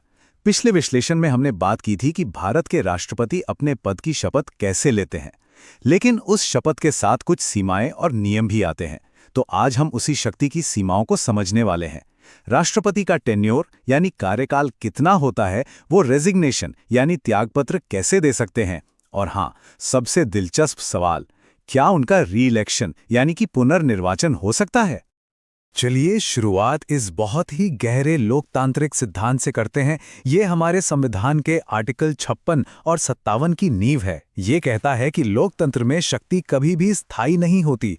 ये तो एक तय समय के लिए जनता से ली गई एक लीज है। मतलब ये शक्ति जनता की अमानत है जो बस कुछ वक्त के लिए ही सौंपी जाती है। तो सवाल यह है कि शक्ति की ये लीज आखिर कितनी लंबी होती है? भारत के राष्ट्रपति के लिए आर्टिकल 56 एक बहुत ही साफ समय सीमा तय करता है। राष्ट्रपति का टेन्योर यानी कि उनका कार्यकाल ठीक 5 साल का होता है, और ये 5 साल उस दिन से गिने जाते हैं जिस दिन वो अपना पद संभालते हैं, यानी अपने ऑफिस में एंटर करते हैं। पर यहाँ एक बहुत ही जरूरी और प्रैक्टिकल सवाल उठता है। सोचिए, अगर किसी राष्ट्रपति के 5 साल आज दोपहर 12 बजे पूरे हो रहे हैं, तो ठीक 12:01 पर क्या होगा? क्या देश का सबसे बड़ा पद एक पल के लिए भी खाली हो सकता है? जवाब है बिल्कुल नहीं। हमारे संविधान में इसके लिए एक बहुत ही शानदार व्यवस्था है जिसे कहते हैं द कॉन्टिन्यूटी प्रिंसिपल या निरंतरता का सिद्धांत। इसका सीधा सा मतलब है कि राष्ट्रपति अपने 5 साल पूरे होने के बाद भी तब तक पद पर बने रहेंगे जब तक कि उनका सक्सेसर यानी कि उनका उत्तराधिकारी आकर पद नहीं संभाल लेता। और इसके पीछे की सोच बहुत गहरी है। The chair is never empty. राष्ट्रपति की कुर्सी कभी खाली नहीं रहती। ऐसा इसलिए किया गया है ताकि देश में कभी भी पावर वैक्यूम ना बने, मतलब शक्ति का शून्य पैदा ना हो। जरा सोचिए, अगर राष्ट्रपति का पद एक दिन के लिए भी खाली हो तो जरूरी कानूनों पर साइन कौन करेगा? तीनों सेनाओं का सुप्रीम कमांडर कौन होगा? इसीलिए ये निरंतरता बहुत जरूरी है। अच्छा, अब एक दूसरी सिचुएशन पर बात करते हैं।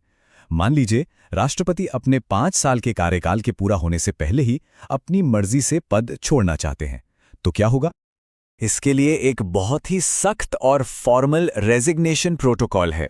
सबसे पहले प्रेसिडेंट अपना लिखित त्यागपत्र यानी रेजिग्नेशन लेटर वाइस प्रेसिडेंट को देते हैं, और जैसे ही वाइस प्रेसिडेंट को ये पत्र मिलता है, उनकी पहली जिम्मेदारी होती है कि वो फौरन इसकी सूचना लोकसभा के स्पीकर को दें। ऐसा इसलिए ताकि हाउस ऑफ द पीपल यानी जनता के सदन को ये पता चल जाए कि देश का सर्वोच्च पद खाली हो गया है। तो कार्यकाल पूरा हो गया या बीच में छोड़ दिया। अब सवाल आता है कि क्या वही व्यक्ति फिर से राष्ट्रपति बन सकता है? इस सवाल का जवाब हमें संविधान के आर्टिकल 57 में मिलता है। देखिए, री इलेक्शन यानी कि पुनर्निर्वाचन के मामले में भारत का नजरिया यूनाइटेड स्टेट्स से एकदम अलग है। यूएसए में एक व्यक्ति सिर्फ 2 बार ही राष्ट्रपति बन सकता है, ये एक सख्त नियम है। लेकिन भारत का संविधान इस पर कोई रोक नहीं लगाता। सैद्धांतिक रूप से एक व्यक्ति भारत में कितनी भी बार राष्ट्रपति चुना जा सकता है। और अब आती है असली मजेदार बात। कानून और राजनीतिक हकीकत में एक दिलचस्प अंतर है। हमारा संविधान तो असीमित री इलेक्शन की इजाजत देता है, लेकिन भारत में एक राजनीतिक कन्वेंशन यानी एक परंपरा सी बन गई है 1 टर्म की। इसके सिर्फ एक ही अपवाद रहे। भारत के पहले राष्ट्रपति डॉक्टर राजेंद्र प्रसाद, जो 2 पूरे कार्यकाल के लिए राष्ट्रपति रहे। शायद इसके पीछे सोच ये है कि ज्यादा से ज्यादा लोगों को इस सम्मानित पद पर सेवा करने का मौका मिले। यह हमें एक और बहुत ही जरूरी सवाल पर ले आता है, राष्ट्रपति पद के लिए नागरिकता यानी सिटीजनशिप की क्या शर्तें हैं। यहां भी भारत और यूएसए में एक बड़ा फर्क है। अमेरिका में राष्ट्रपति बनने के लिए आपका नेचुरल बॉर्न सिटीजन होना जरूरी है, मतलब आपका जन्म अमेरिका में ही हुआ हो। लेकिन भारत में आपको सिर्फ सिटीजन ऑफ इंडिया होना चाहिए। अब इसका मतलब यह है कि अगर कोई व्यक्ति विदेश में पैदा हुआ हो लेकिन बाद में उसने कानूनी प्रक्रिया से भारत की नागरिकता ले ली हो, जिसे हम नेचुरलाइज्ड सिटीजन कहते हैं, तो वो भी भारत का राष्ट्रपति बन सकता है। ये दिखाता है कि भारत में नागरिकता का आधार जन्म नहीं बल्कि देश के प्रति निष्ठा है। तो हमने अब तक कार्यकाल का स्वाभाविक अंत और रेजिग्नेशन के जरिए अपनी मर्जी से पद छोड़ने की बात कर ली है। लेकिन एक तीसरा और सबसे गंभीर सिनारियो भी तो हो सकता है। क्या होगा अगर राष्ट्रपति खुद उसी संविधान का उल्लंघन करें जिसकी रक्षा करने की उन्होंने शपथ ली थी? ये सवाल हमें अकाउंटेबिलिटी यानी जवाबदेही की एक बहुत ही गंभीर प्रक्रिया की तरफ ले जाता है।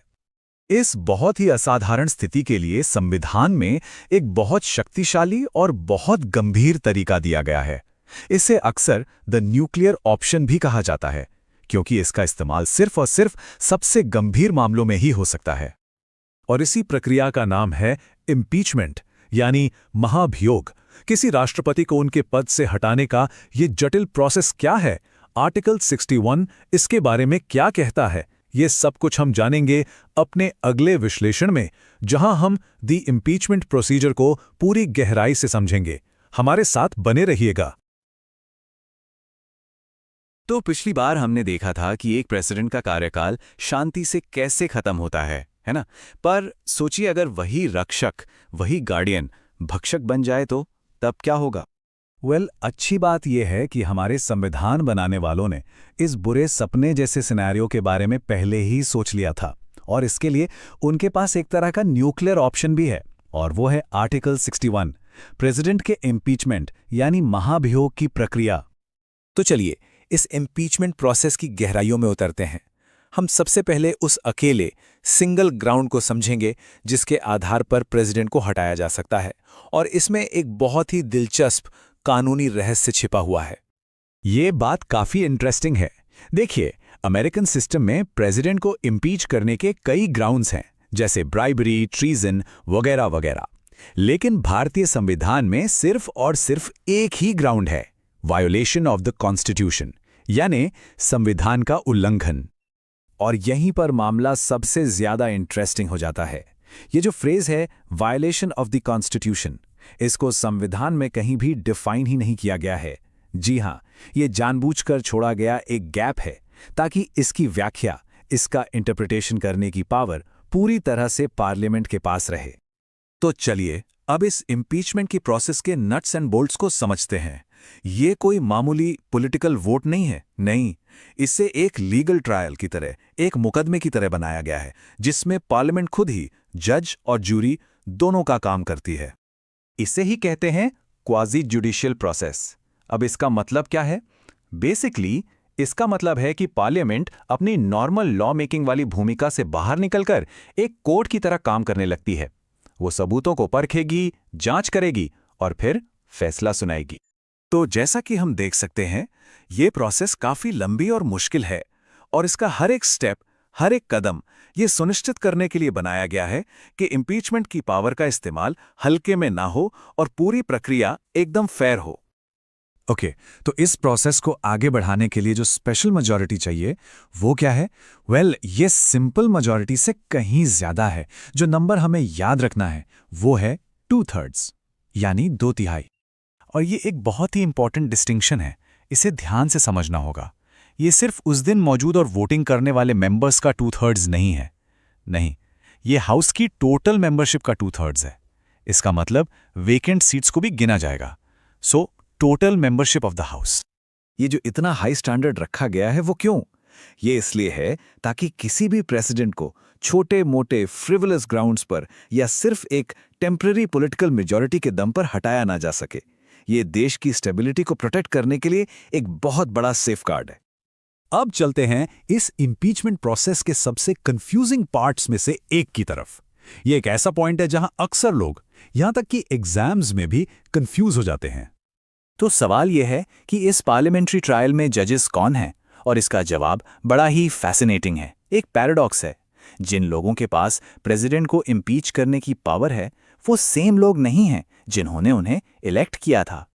और यहां पर जो सबसे ध्यान देने वाली बात है वो है नॉमिनेटेड एमपीज और स्टेट एमएलएज का रोल। देखिए, नॉमिनेटेड एमपीज जो इलेक्शन में हिस्सा नहीं लेते वो इम्पीचमेंट में वोट करते हैं, और स्टेट एमएलएज जो इलेक्शन में वोट करते हैं वो इम्पीचमेंट में हिस्सा नहीं लेते।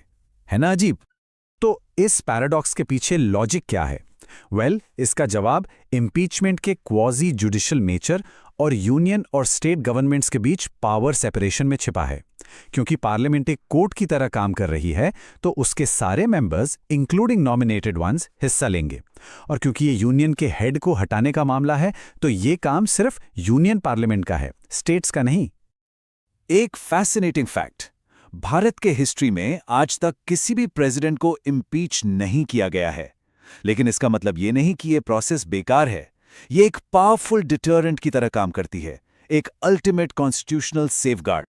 तो चलिए फटाफट की टेकअवेज को रिवाइज कर लेते हैं। आर्टिकल 61 ग्राउंड क्या है? वायोलेशन ऑफ द कॉन्स्टिट्यूशन, जो कि अनडिफाइंड है। प्रोसेस कैसा है? Quasi judicial. मेजॉरिटी कौन सी चाहिए? स्पेशल मेजॉरिटी, यानी 2/3 ऑफ टोटल मेंबरशिप। और वोटर्स का वो unique paradox, nominated MPs vote करेंगे, स्टेट एमएलएज नहीं। तो इम्पीचमेंट की प्रोसेस तो हमने समझ ली, लेकिन इसके बाद एक लॉजिकल सवाल उठता है ना, कि अगर प्रेसिडेंट को हटा दिया गया तो क्या होगा? देश के सबसे ऊंचे पद पर एक वैक्यूम, एक खालीपन आ जाएगा। तो उस कुर्सी पर कौन बैठेगा? तो हमारे अगले डिस्कशन में हम इसी सवाल का जवाब ढूंढेंगे। हम डीकोड करेंगे आर्टिकल 62 को और समझेंगे सक्सेशन की पूरी हायरार्की को। Vice president, chief justice of India कौन, कब और कैसे जिम्मेदारी को निभाता है, ताकि पावर का ट्रांसफर हमेशा स्मूथ रहे। जरूर जुड़िएगा।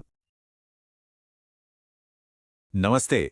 पिछली कड़ी में हमने समझा था कि प्रेसिडेंट अपना पद कैसे छोड़ते हैं, तो आज इसी बात को आगे बढ़ाते हैं और देखते हैं कि अगर देश का वो सबसे बड़ा पद अचानक खाली हो जाए तो फिर क्या होता है। देखिए, भारतीय संविधान में एक बहुत ही जबरदस्त इनबिल्ट सेफ्टी नेट है, एक मास्टर प्लान जो ये पक्का करता है कि देश कभी भी बिना लीडरशिप के ना रहे। और ये पूरी योजना आर्टिकल 62 में बहुत ही खूबसूरती से समझाई गई है। तो चलिए इस कॉन्स्टिट्यूशनल फेल सेफ मैकेनिज्म की गहराइयों में उतरते हैं। ये रहा आज का हमारा रोड मैप कि हम आज क्या क्या कवर करने वाले हैं। सबसे पहले बात करते हैं आर्टिकल 62 की। असल में ये आर्टिकल दो बहुत ही जरूरी सवालों का जवाब देता है। पहला, अगला चुनाव कब होगा, और दूसरा, उस चुनाव तक देश का इंचार्ज कौन होगा। तो क्या संविधान हर तरह की वैकेंसी को, मतलब हर तरह की रिक्ति को एक ही तरह से देखता है? जवाब है बिल्कुल नहीं। हमारे संविधान निर्माताओं ने अलग अलग हालात के लिए अलग अलग योजनाएं बनाई थीं। हमारा संविधान दो बिल्कुल अलग अलग प्रोटोकॉल बताता है, एक प्लान्ड एग्जिट के लिए और दूसरा एक सडन क्राइसिस के लिए। ये स्लाइड इस फर्क को बहुत अच्छे से समझाती है। देखिए, एक तरफ है सिनेरियो ए, जब प्रेसिडेंट का 5 साल का कार्यकाल सामान्य रूप से खत्म होता है। यहां चुनाव मौजूदा कार्यकाल खत्म होने से पहले ही करवाना जरूरी है, मतलब एक स्मूथ ट्रांजिशन, कोई गैप नहीं। दूसरी तरफ है सिनेरियो बी, यानी अचानक पद खाली हो जाना, मृत्यु, इस्तीफे या महाभियोग से। ऐसे में 6 महीने के अंदर चुनाव कराना ही होगा, और इस बीच के गैप को भरने के लिए एक एक्टिंग प्रेसिडेंट की जरूरत पड़ती है। तो सवाल यह है कि उस क्रूशल 6 महीने के दौरान जिम्मेदारी कौन संभालता है।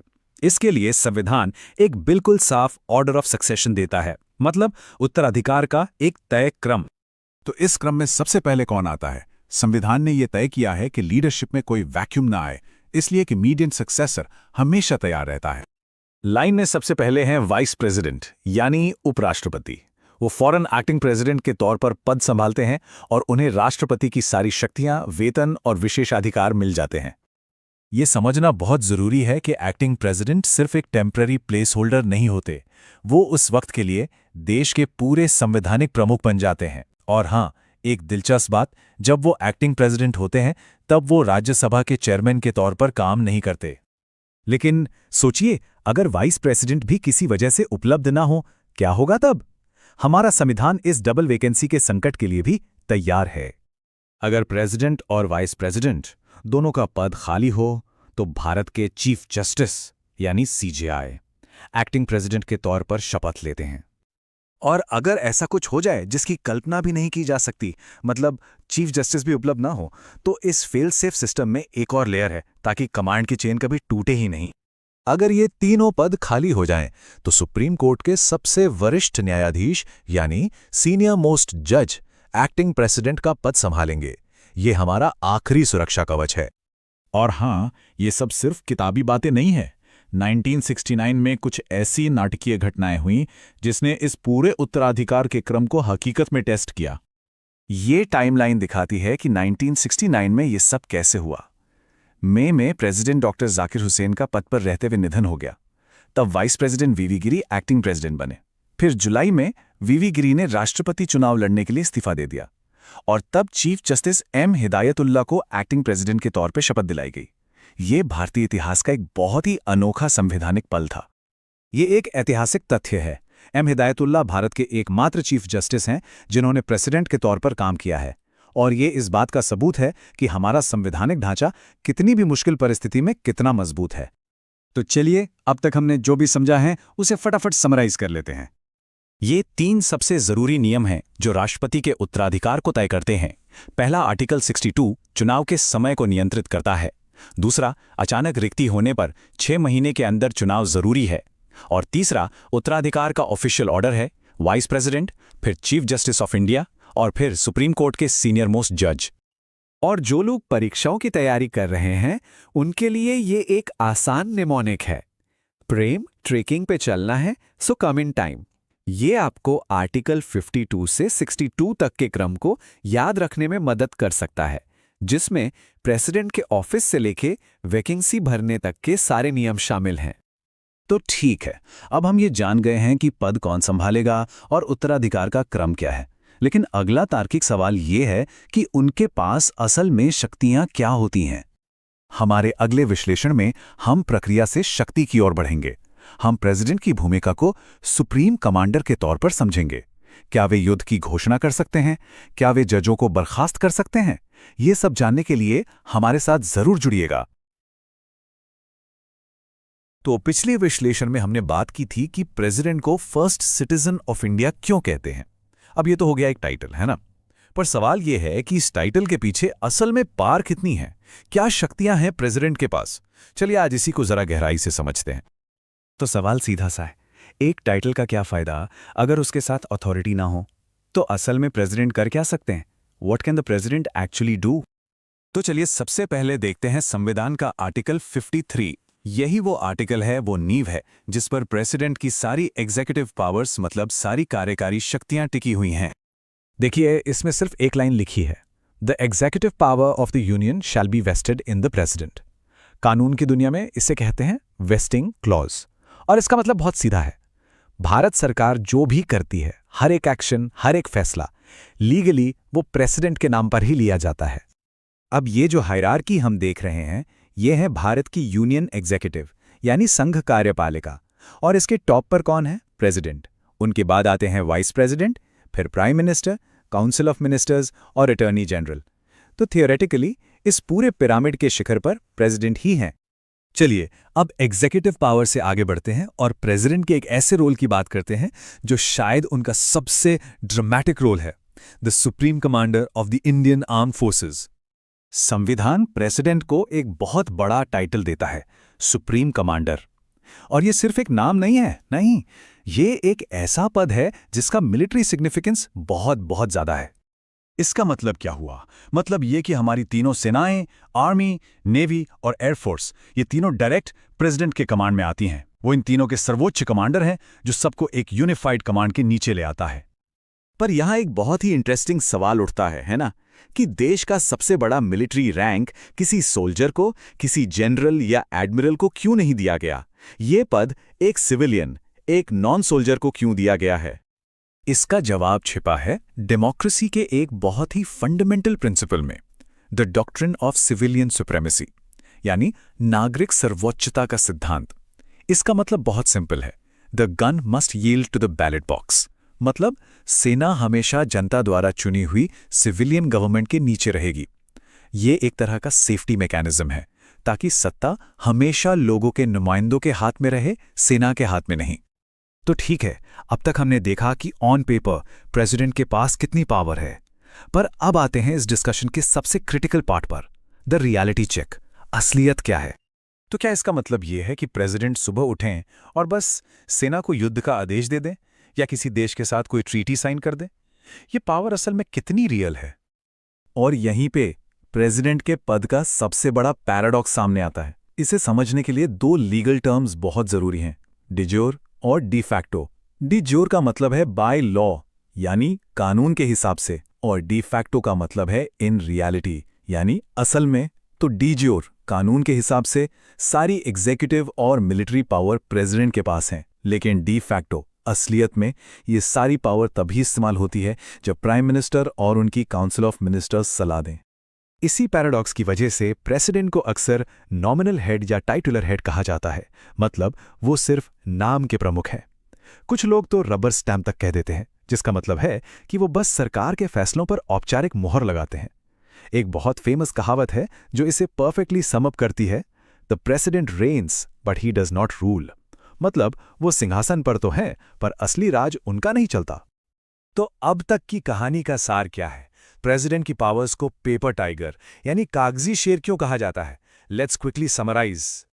तो की टेकअवेज क्या है? नंबर 1, आर्टिकल 53 के हिसाब से सारी यूनियन एग्जीक्यूटिव पावर प्रेसिडेंट के पास है। नंबर 2, प्रेसिडेंट हमारी डिफेंस फोर्सेस के सुप्रीम कमांडर हैं। लेकिन, और ये सबसे बड़ा लेकिन है, प्रैक्टिस में प्रेसिडेंट एक नॉमिनल हेड हैं जो सिर्फ पीएम और उनकी काउंसिल की एडवाइस पर काम करते हैं। तो कॉन्स्टिट्यूशनल हेड तो हैं, पर रोल ज्यादातर सेरेमोनियल है। लेकिन वेट अ मिनट, कहानी यहां खत्म नहीं होती। प्रेसिडेंट के पास एक ऐसी पावर भी है जो इस पूरे सिस्टम का एक बहुत बड़ा एक्सेप्शन है। ये एक ऐसी शक्ति है जो पॉलिटिक्स से भी ऊपर है। ये डीपली पर्सनल और मॉरल है। एक ऐसी पावर जिसका सीधा ताल्लुक जिंदगी और मौत से है। ये पावर है देश की हाईएस्ट कोर्ट्स के फैसलों को भी पलटने की। ये पावर है मर्सी यानी दया दिखाने की। कुछ लोग तो इसे कहते हैं the power to play god. तो हमारे अगले अंक में हम प्रेसिडेंट की इसी सबसे प्रोफाउंड और पर्सनल अथॉरिटी को डिकोड करेंगे, द मर्सी जुरिस्डिक्शन। हम जानेंगे आर्टिकल 72 के तहत दी गई 5 तरह की पार्डनिंग पावर्स के बारे में। तो हमारे साथ जरूर जुड़िएगा। नमस्कार। पिछली बातचीत में हमें राष्ट्रपति को देश के कार्यकारी प्रमुख के तौर पर देखा था, पर आज हम उनकी एक ऐसी शक्ति के बारे में बात करने वाले हैं जो उन्हें कानून और न्याय की दुनिया में एक बहुत ही खास जगह देती है। एक ऐसी शक्ति जो सजा को बदल सकती है और यहां तक कि किसी की जिंदगी और मौत का फैसला भी कर सकती है। जी हां, हम बात कर रहे हैं राष्ट्रपति की क्षमादान शक्ति यानी आर्टिकल 72 की। मतलब राष्ट्रपति का अधिकार सिर्फ सरकार चलाने या नीतियां बनाने तक ही सीमित नहीं है, ये न्यायपालिका के क्षेत्र तक भी पहुंचता है। ये एक बहुत ही अनोखा संवैधानिक संतुलन है जहां देश के सबसे बड़े कार्यकारी को न्यायपालिका के दिए गए फैसलों में बदलाव करने की शक्ति मिलती है। तो यहां एक बहुत बुनियादी सवाल उठता है, हमारी न्याय व्यवस्था चाहे कितनी भी मजबूत क्यों न हो, क्या उसमें कभी कोई गलती नहीं हो सकती? या क्या होगा अगर किसी मामले में कानून की सजा न्याय की भावना से ज्यादा कठोर लगे? बस यहीं पर हमारा संविधान एक सेफ्टी वॉल्व देता है। इस पूरी शक्ति को ठीक से समझने के लिए हमने इस चर्चा को 5 हिस्सों में बांटा है। सबसे पहले हम ये जानेंगे कि सजा के ऊपर इस शक्ति की जरूरत क्यों है। फिर हम दया के उन 5 उपकरणों को समझेंगे जो राष्ट्रपति के पास हैं।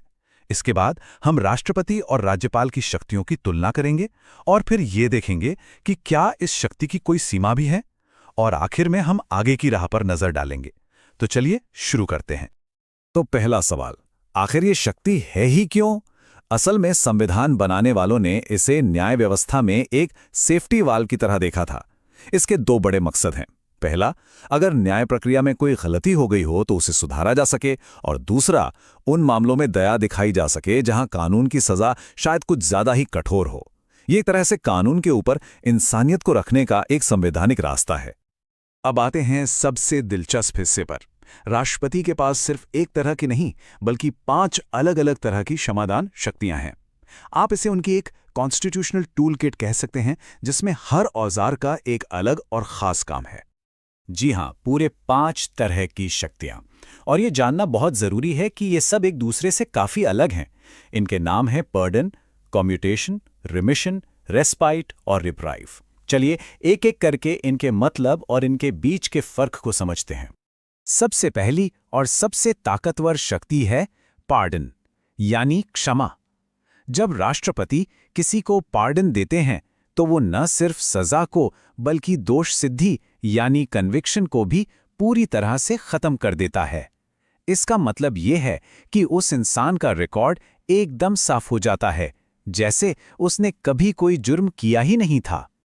दूसरा है कम्यूटेशन, जिसे लघुकरण कहते हैं।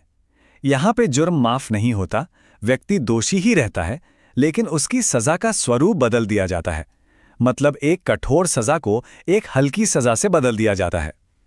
इसका सबसे अच्छा उदाहरण है मौत की सजा को बदलकर आजीवन कारावास यानी लाइफ इम्प्रिजनमेंट कर देना। तीसरा है रिमिशन, यानी परिहार। इसे आप सजा के समय पर एक तरह का डिस्काउंट समझ सकते हैं। इसमें सजा का स्वरूप यानी कैरेक्टर नहीं बदलता, बस उसकी अवधि कम हो जाती है। जैसे अगर किसी को 10 साल के कठोर कारावास की सजा मिली है तो सजा कठोर ही रहेगी, लेकिन राष्ट्रपति उसकी अवधि घटाकर 7 साल कर सकते हैं। चौथा है रेस्पाइट, यानी विराम। ये एक बहुत ही खास शक्ति है जो किसी विशेष मानवीय आधार पर इस्तेमाल होती है। यहाँ सजा को किसी खास वजह से कम किया जाता है, जैसे किसी महिला दोषी का गर्भवती होना या किसी दोषी की कोई गंभीर शारीरिक विकलांगता। यह दिखाता है कि हमारा कानून मानवीय परिस्थितियों का भी ध्यान रखता है। और पांचवा और आखिरी है रिप्रीव, यानी प्रविलंबन। ये बिल्कुल एक पॉज बटन की तरह काम करता है। इसका इस्तेमाल आमतौर पर मौत की सजा के मामलों में होता है, जहां सजा के अमल पर कुछ समय के लिए रोक लगा दी जाती है ताकि दोषी को राष्ट्रपति से क्षमा या कोई और राहत मांगने का थोड़ा वक्त मिल जाए। तो ये तो हो गई राष्ट्रपति की 5 शक्तियां, लेकिन यहां एक बड़ा ही दिलचस्प सवाल उठता है कि क्या ये शक्तियां सिर्फ राष्ट्रपति के पास हैं? तो जवाब है नहीं। राज्यों के राज्यपालों के पास भी आर्टिकल 161 के तहत ऐसी ही कुछ शक्तियां होती हैं। पर क्या ये बिल्कुल एक जैसी हैं? चलिए देखते हैं। तो हाँ, दोनों के पास क्षमादान की शक्ति है, लेकिन राष्ट्रपति की शक्ति का दायरा राज्यपाल की शक्ति से कहीं ज्यादा बड़ा और व्यापक है, खास तौर पर 2 बहुत ही अहम मामलों में। और ये टेबल इस फर्क को बिल्कुल साफ कर देती है। 2 ऐसे क्षेत्र हैं जहां सिर्फ और सिर्फ राष्ट्रपति का अधिकार है। पहला, मौत की सजा। सिर्फ राष्ट्रपति ही मौत की सजा को माफ कर सकते हैं, राज्यपाल नहीं। और दूसरा, सैन्य अदालतें यानी कोर्ट मार्शल के फैसले। इन पर भी सिर्फ राष्ट्रपति का ही अधिकार क्षेत्र है। अब जब राष्ट्रपति के पास इतनी बड़ी शक्ति है तो जाहिर है एक सवाल मन में आएगा, क्या इसका मतलब यह है कि वो जो चाहे कर सकते हैं? क्या उनके फैसले पर कभी कोई सवाल नहीं उठाया जा सकता? क्या ये शक्ति बिल्कुल असीमित है? तो चलिए पता लगाते हैं कि हमारे संविधान ने इस शक्ति पर क्या रोक और संतुलन यानी चेक्स एंड बैलेंसेस बनाए हैं। देखिए, शुरुआत में 1988 के केहर सिंह बनाम भारत संघ केस में सुप्रीम कोर्ट ने कहा था कि राष्ट्रपति की क्षमादान की शक्ति पर न्यायिक समीक्षा यानी जुडिशियल रिव्यू नहीं हो सकती। मतलब अदालतें इसमें दखल नहीं देंगी। लेकिन कहानी यहां खत्म नहीं हुई। बाद के फैसलों में सुप्रीम कोर्ट ने इस पर और रोशनी डाली। उन्होंने कहा कि हम राष्ट्रपति के फैसले के सही या गलत होने पर सवाल नहीं उठाएंगे, लेकिन हम ये जरूर देख सकते हैं कि फैसला लिया कैसे गया। जैसा कि आप यहां देख सकते हैं, अगर फैसला मनमाने ढंग से यानी आर्बिट्रेरी लिया गया हो, किसी बुरे इरादे यानी मालाफाइड से लिया गया हो, तर्कहीन यानी इर्रेशनल हो या भेदभावपूर्ण यानी डिस्क्रिमिनेटरी हो, तो अदालतें इसमें दखल दे सकती हैं। ये एक बहुत जरूरी संतुलन है। तो चलिए फटाफट से एक बार देख लेते हैं कि आज की इस पूरी चर्चा से हमें क्या जरूरी बातें याद रखनी है।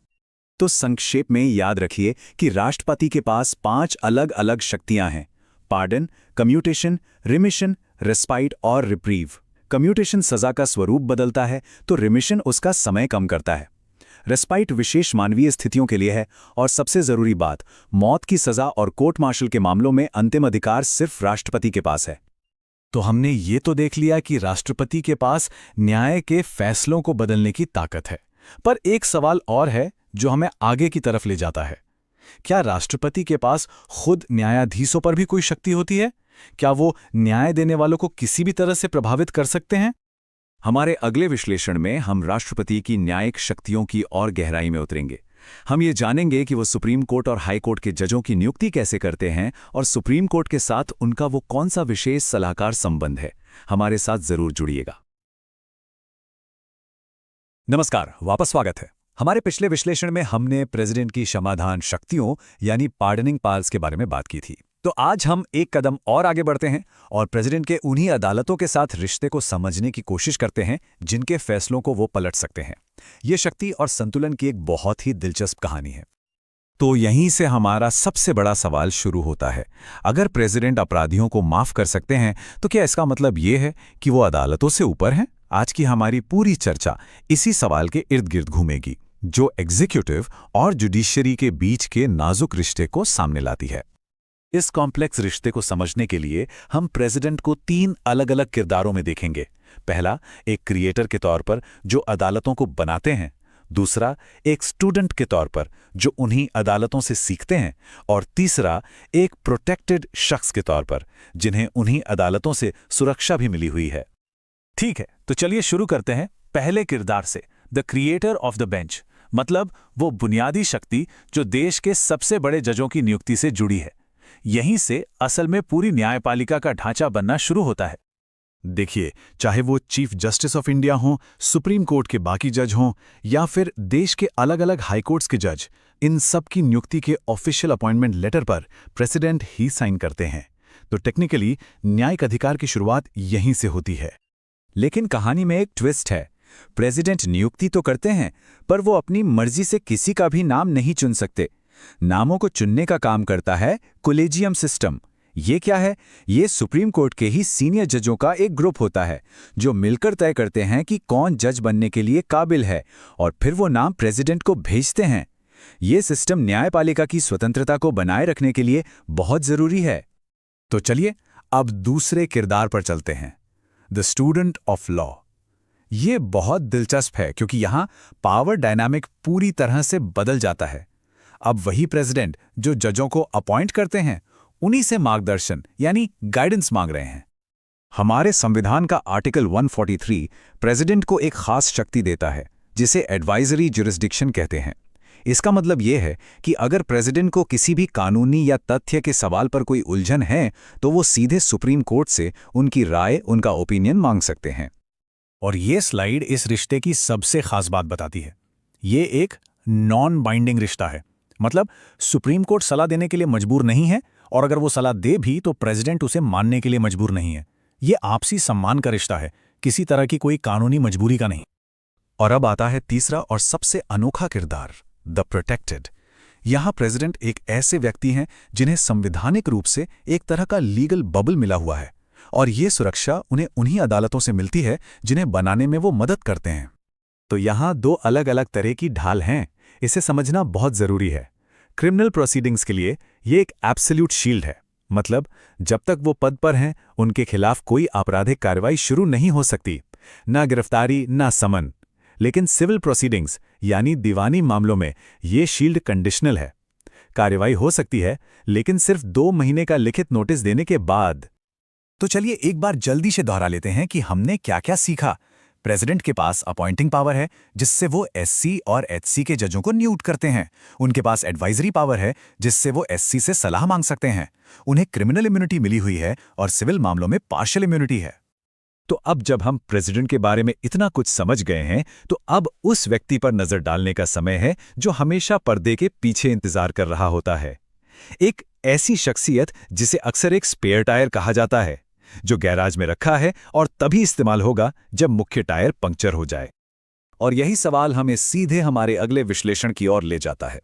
आखिर भारत को एक वाइस प्रेसिडेंट की जरूरत ही क्यों है? और उनकी वो ड्यूअल आइडेंटिटी यानी दोहरी पहचान क्या है? वो कौन से दो काम हैं जो वो एक ही समय पर करते हैं? इन सब सवालों के जवाब जानेंगे हम अपने अगले विश्लेषण में। तो पिछले विश्लेषण में हमने बात की भारत के राष्ट्रपति के बारे में, the head of the Republic. लेकिन एक सवाल है, अगर ये सबसे ऊंचा पद, देश का सर्वोच्च पद, अचानक खाली हो जाए तो? मतलब हमारा प्लान बी क्या है? देखिए, किसी भी मजबूत लोकतंत्र की निशानी एक ठोस प्लान बी ही होता है। हाँ, तो हमने ये तो समझ लिया था कि राष्ट्रपति हमारे राष्ट्र के प्रतीक हैं, the supreme authority of the nation. मतलब उनके पद के साथ एक गरिमा, एक अधिकार जुड़ा हुआ है। लेकिन जरा सोचिए, अगर राष्ट्रपति का पद अचानक खाली हो जाए तो? मान लीजिए वो बीमार पड़ जाएं, इस्तीफा दे दें, या फिर वर्स्ट केस में उनका निधन हो जाए। देश तो रुक नहीं सकता, राइट?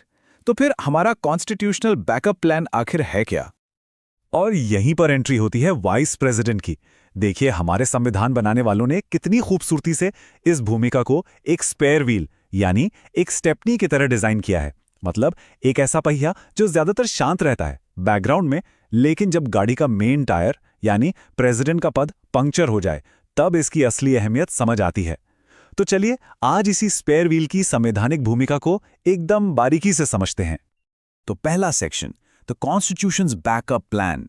आखिर हमारे संविधान निर्माताओं ने इस दूसरे सबसे महत्वपूर्ण पद का ब्लूप्रिंट, इसका खाका कैसे तैयार किया? देखते हैं कि कॉन्स्टिट्यूशन के फाउंडेशनल आर्टिकल्स क्या कहते हैं। देखिए, जैसे आर्टिकल 52 कहता है there shall be a president of India, ठीक उसी तरह आर्टिकल 63 कहता है there shall be a vice president of India. एकदम सीधा साफ निर्देश, ये इस पद को इसकी कॉन्स्टिट्यूशनल लेजिटिमेसी यानी संवैधानिक वैधता देता है। और इस पद का रैंक क्या है? ये देश का दूसरा सबसे ऊंचा संवैधानिक पद है, second highest constitutional office.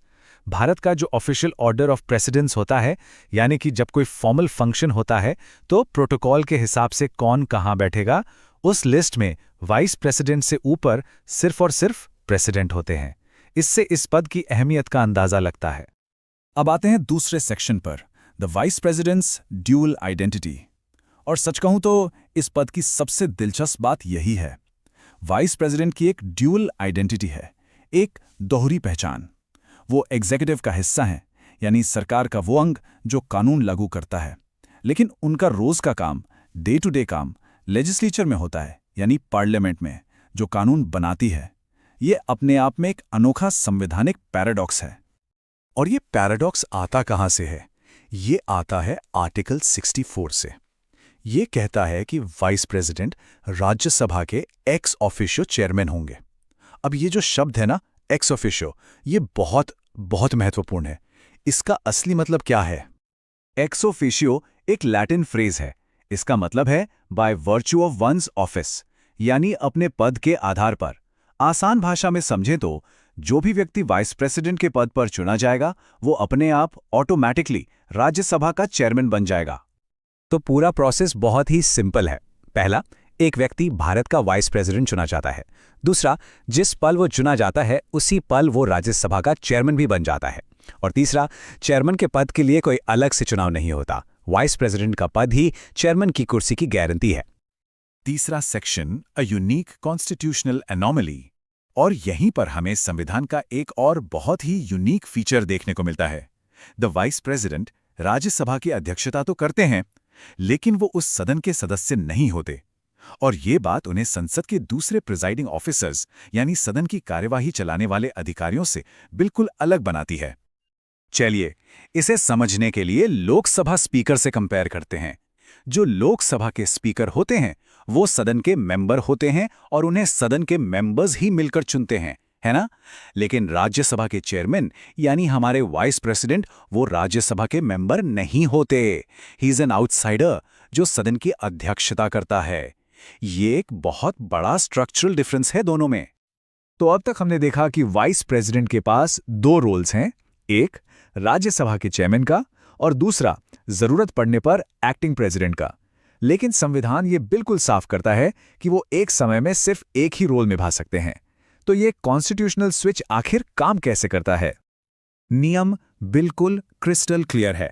The vice president, acting president और चेयरमैन ऑफ द राज्यसभा एक ही समय पर नहीं हो सकते।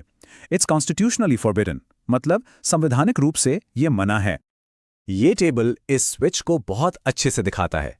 देखिए, नॉर्मल टाइम्स में वाइस प्रेसिडेंट का रोल होता है चेयरमैन ऑफ द राज्यसभा, लेकिन जैसे ही प्रेसिडेंट का पद खाली होता है, एक स्विच होता है और उनका रोल बन जाता है एक्टिंग प्रेसिडेंट का। और जिस मोमेंट वो प्रेसिडेंट की कुर्सी पर बैठते हैं, उन्हें चेयरमैन की कुर्सी छोड़नी पड़ती है, एक साथ दोनों नहीं। और इस रोल स्विच का सबसे पक्का सबूत उनकी सैलरी में दिखता है।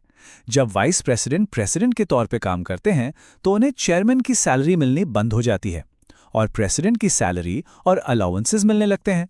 और यहाँ एक और दिलचस्प बात है, संविधान में वाइस प्रेसिडेंट के पद के लिए कोई सैलरी तय ही नहीं है।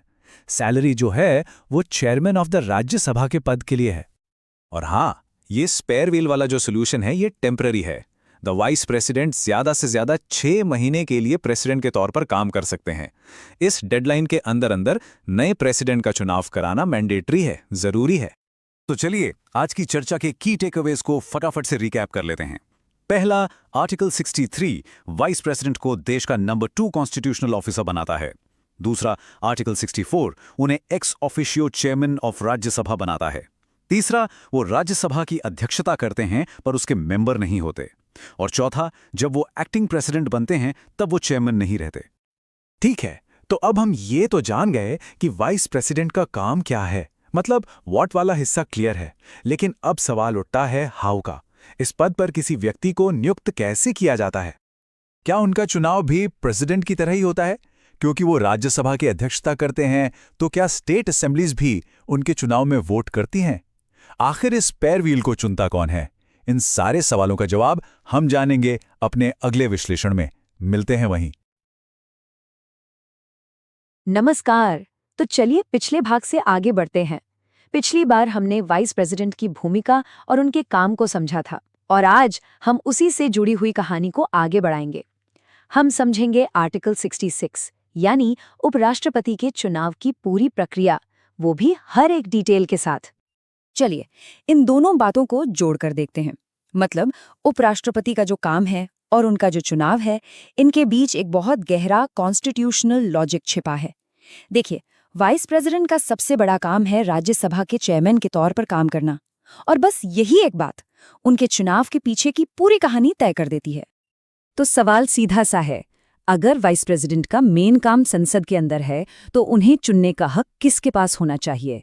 हमारा संविधान इसी सवाल का जवाब देता है, और यहीं से हमें प्रेसिडेंट के चुनाव और वाइस प्रेसिडेंट के चुनाव में पहला बड़ा फर्क देखने को मिलता है। तो चलिए इस खास क्लब में झांक कर देखते हैं। ये जो पार्लियामेंट ओनली क्लब है, इसमें आखिर है कौन है वो लोग जो वाइस प्रेसिडेंट के लिए वोट डालते हैं? अच्छा, आगे बढ़ने से पहले एक टर्म समझ लेते हैं जो बार बार आएगा, इलेक्टोरल कॉलेज। देखिए, इसका सीधा सा मतलब है वो ग्रुप ऑफ पीपल, वो लोगों का समूह है जिन्हें संविधान ने किसी खास पद के लिए वोट देने की जिम्मेदारी दी है, बस। अब यहाँ एक बहुत ही क्रूशियल पॉइंट आता है। वाइस प्रेसिडेंट के चुनाव के लिए जो इलेक्टोरल कॉलेज बनता है, उसमें संसद के दोनों सदनों यानी लोकसभा और राज्यसभा के सारे मेंबर्स शामिल होते हैं। हाँ, आपने सही सुना, इलेक्टेड भी और नॉमिनेटेड भी। और यहीं पर आता है सबसे बड़ा ट्विस्ट, या यूं कहें कि सबसे बड़ा फर्क प्रेसिडेंट के चुनाव से। राज्यों की विधानसभाओं के सदस्य यानी हमारे एमएलएज इस चुनाव में वोट नहीं करते, बिल्कुल नहीं। तो इसके पीछे का लॉजिक क्या है? देखिए, संविधान बनाने वालों की सोच कितनी साफ थी। प्रेसिडेंट जो है वो पूरे देश के हेड हैं, यूनियन और स्टेट्स दोनों के। तो जाहिर है स्टेट्स भी उनके चुनाव में हिस्सा लेंगे। लेकिन वाइस प्रेसिडेंट का काम, वो तो ज्यादातर यूनियन पार्लियामेंट तक ही सीमित है, तो उन्हें चुनने का हक भी सिर्फ पार्लियामेंट के पास है। और ये टेबल ये तो इस फर्क को एकदम क्रिस्टल क्लियर कर देती है।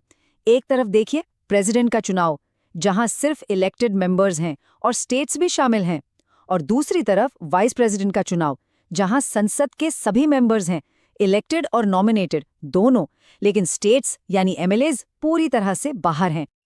अच्छा, तो वोटर्स तो अलग हो गए। अब आते हैं चुनाव के तरीके पर। और यहाँ एक मजेदार बात है कि वोट देने वाले तो अलग हैं, पर वोट डालने का जो तरीका है, जो सिस्टम है, वो आपको बहुत फेमिलियर लगेगा। हाँ, यहाँ भी वोटिंग का वही सिस्टम है, proportional representation bye means of the single transferable vote, यानी एसटीवी। ये वही सिस्टम है जो प्रेसिडेंट के चुनाव में भी इस्तेमाल होता है। और हाँ, ये एक सीक्रेट बैलेट होता है, मतलब मतदान पूरी तरह से गुप्त होता है। तो अब नॉमिनेशन की बात करते हैं। प्रेसिडेंट का कैंडिडेट बनने के लिए आपको याद होगा 50 प्रपोजर्स की जरूरत होती है। लेकिन वाइस प्रेसिडेंट के लिए ये नंबर काफी कम है। यहाँ सिर्फ 20 प्रपोजर्स चाहिए होते हैं। तो कुल मिलाकर एक वीपी कैंडिडेट को क्या क्या चाहिए? 20 प्रपोजर्स यानी 20 इलेक्टर्स जो आपका नाम प्रस्तावित करें, फिर 20 सेकेंडर्स जो उस प्रस्ताव का समर्थन करें, और साथ में 15,000 रुपए की सिक्योरिटी डिपॉजिट जो रिजर्व बैंक ऑफ इंडिया में जमा होती है। अब आते हैं इस सवाल पर कि आखिर कौन इस पद के लिए चुनाव लड़ सकता है, मतलब क्वालिफिकेशंस क्या हैं। यहाँ भी ज्यादातर चीजें प्रेसिडेंट जैसी ही हैं, पर एक बहुत ही इम्पॉर्टेंट फर्क है। तो जो बेसिक क्वालिफिकेशंस हैं जो आर्टिकल 66(3) में दी गई हैं, वो वही हैं। भारत का नागरिक होना चाहिए, उम्र कम से कम 35 साल पूरी हो चुकी हो, और वो किसी ऑफिस ऑफ प्रॉफिट पर न हो, मतलब कोई ऐसा सरकारी पद न हो जिससे उन्हें तनख्वाह मिल रही हो। और ये है वो सबसे बड़ा, सबसे की डिफरेंस। प्रेसिडेंट के कैंडिडेट को लोकसभा का मेंबर चुने जाने के लिए क्वालिफाइड होना चाहिए, लेकिन वाइस प्रेसिडेंट के कैंडिडेट को राज्यसभा का मेंबर चुने जाने के लिए क्वालिफाइड होना चाहिए। और इसका लॉजिक अब तक तो आप समझ ही गए होंगे। लॉजिक फिर से वही है, उनके काम से जुड़ा हुआ। क्योंकि वाइस प्रेसिडेंट का प्राइमरी रोल राज्यसभा के चेयरमैन का है, तो ये तो जरूरी है कि उनमें उस सदन का सदस्य बनने की योग्यता हो। चलिए, तो अब तक हमने जो भी की डिफरेंसेस देखे हैं, उन्हें एक क्विक समरी में फिर से देख लेते हैं, ताकि सब कुछ एकदम साफ हो जाए। तो 3 सबसे जरूरी बातें जो आर्टिकल 66 से निकलकर आती हैं। पहली, वोटर्स, सिर्फ एमपीज एमएलएज नहीं। दूसरी, क्वालिफिकेशन, राज्यसभा के लिए एलिजिबल होना चाहिए, लोकसभा नहीं। और तीसरी, नॉमिनेशन, 50 नहीं, सिर्फ 20 प्रपोजर्स और 20 सेकेंडर्स चाहिए। तो कोर आइडिया क्या है? जैसा कि ये कोर्ट कहता है, the job defines the election, the role dictates the rules. मतलब वाइस प्रेसिडेंट के चुनाव की हर एक डिटेल, हर एक नियम सीधे सीधे उनके संवैधानिक काम से निकल कर आता है। अच्छा, हमने वाइस प्रेसिडेंट को चुन लिया, वो अपनी कुर्सी पर बैठ गए, लेकिन अब एक बहुत पेचीदा सवाल उठता है। क्या राज्यसभा, जिसका वो सभापति है, क्या वो सदन अपने ही चेयरमैन को पद से हटा सकता है? तो हमारे अगली विश्लेषण में हम आर्टिकल 67, 68 और 69 को डिकोड करेंगे। हम समझेंगे कि उनका कार्यकाल कितना है, उन्हें हटाने की प्रक्रिया क्या है, और अगर ये पद अचानक खाली हो जाए तो क्या होता है। इन सभी सवालों के जवाब के लिए मिलते हैं अगले भाग में। नमस्कार। पिछले विश्लेषण में हमने देखा था कि वाइस प्रेसिडेंट का चुनाव कैसे होता है। तो चलिए अपनी चर्चा को आगे बढ़ाते हैं और अब उन सवालों पर आते हैं जो इसके बाद स्वाभाविक रूप से उठते हैं कि उनका कार्यकाल यानी टेन्योर कितना लंबा होता है, और उन्हें पद से हटाने की जो प्रक्रिया है, जो रिमूवल प्रोसेस है, वो क्या है। तो उपराष्ट्रपति को चुना तो जाता है, पर उन्हें पद से हटाया कैसे जाता है?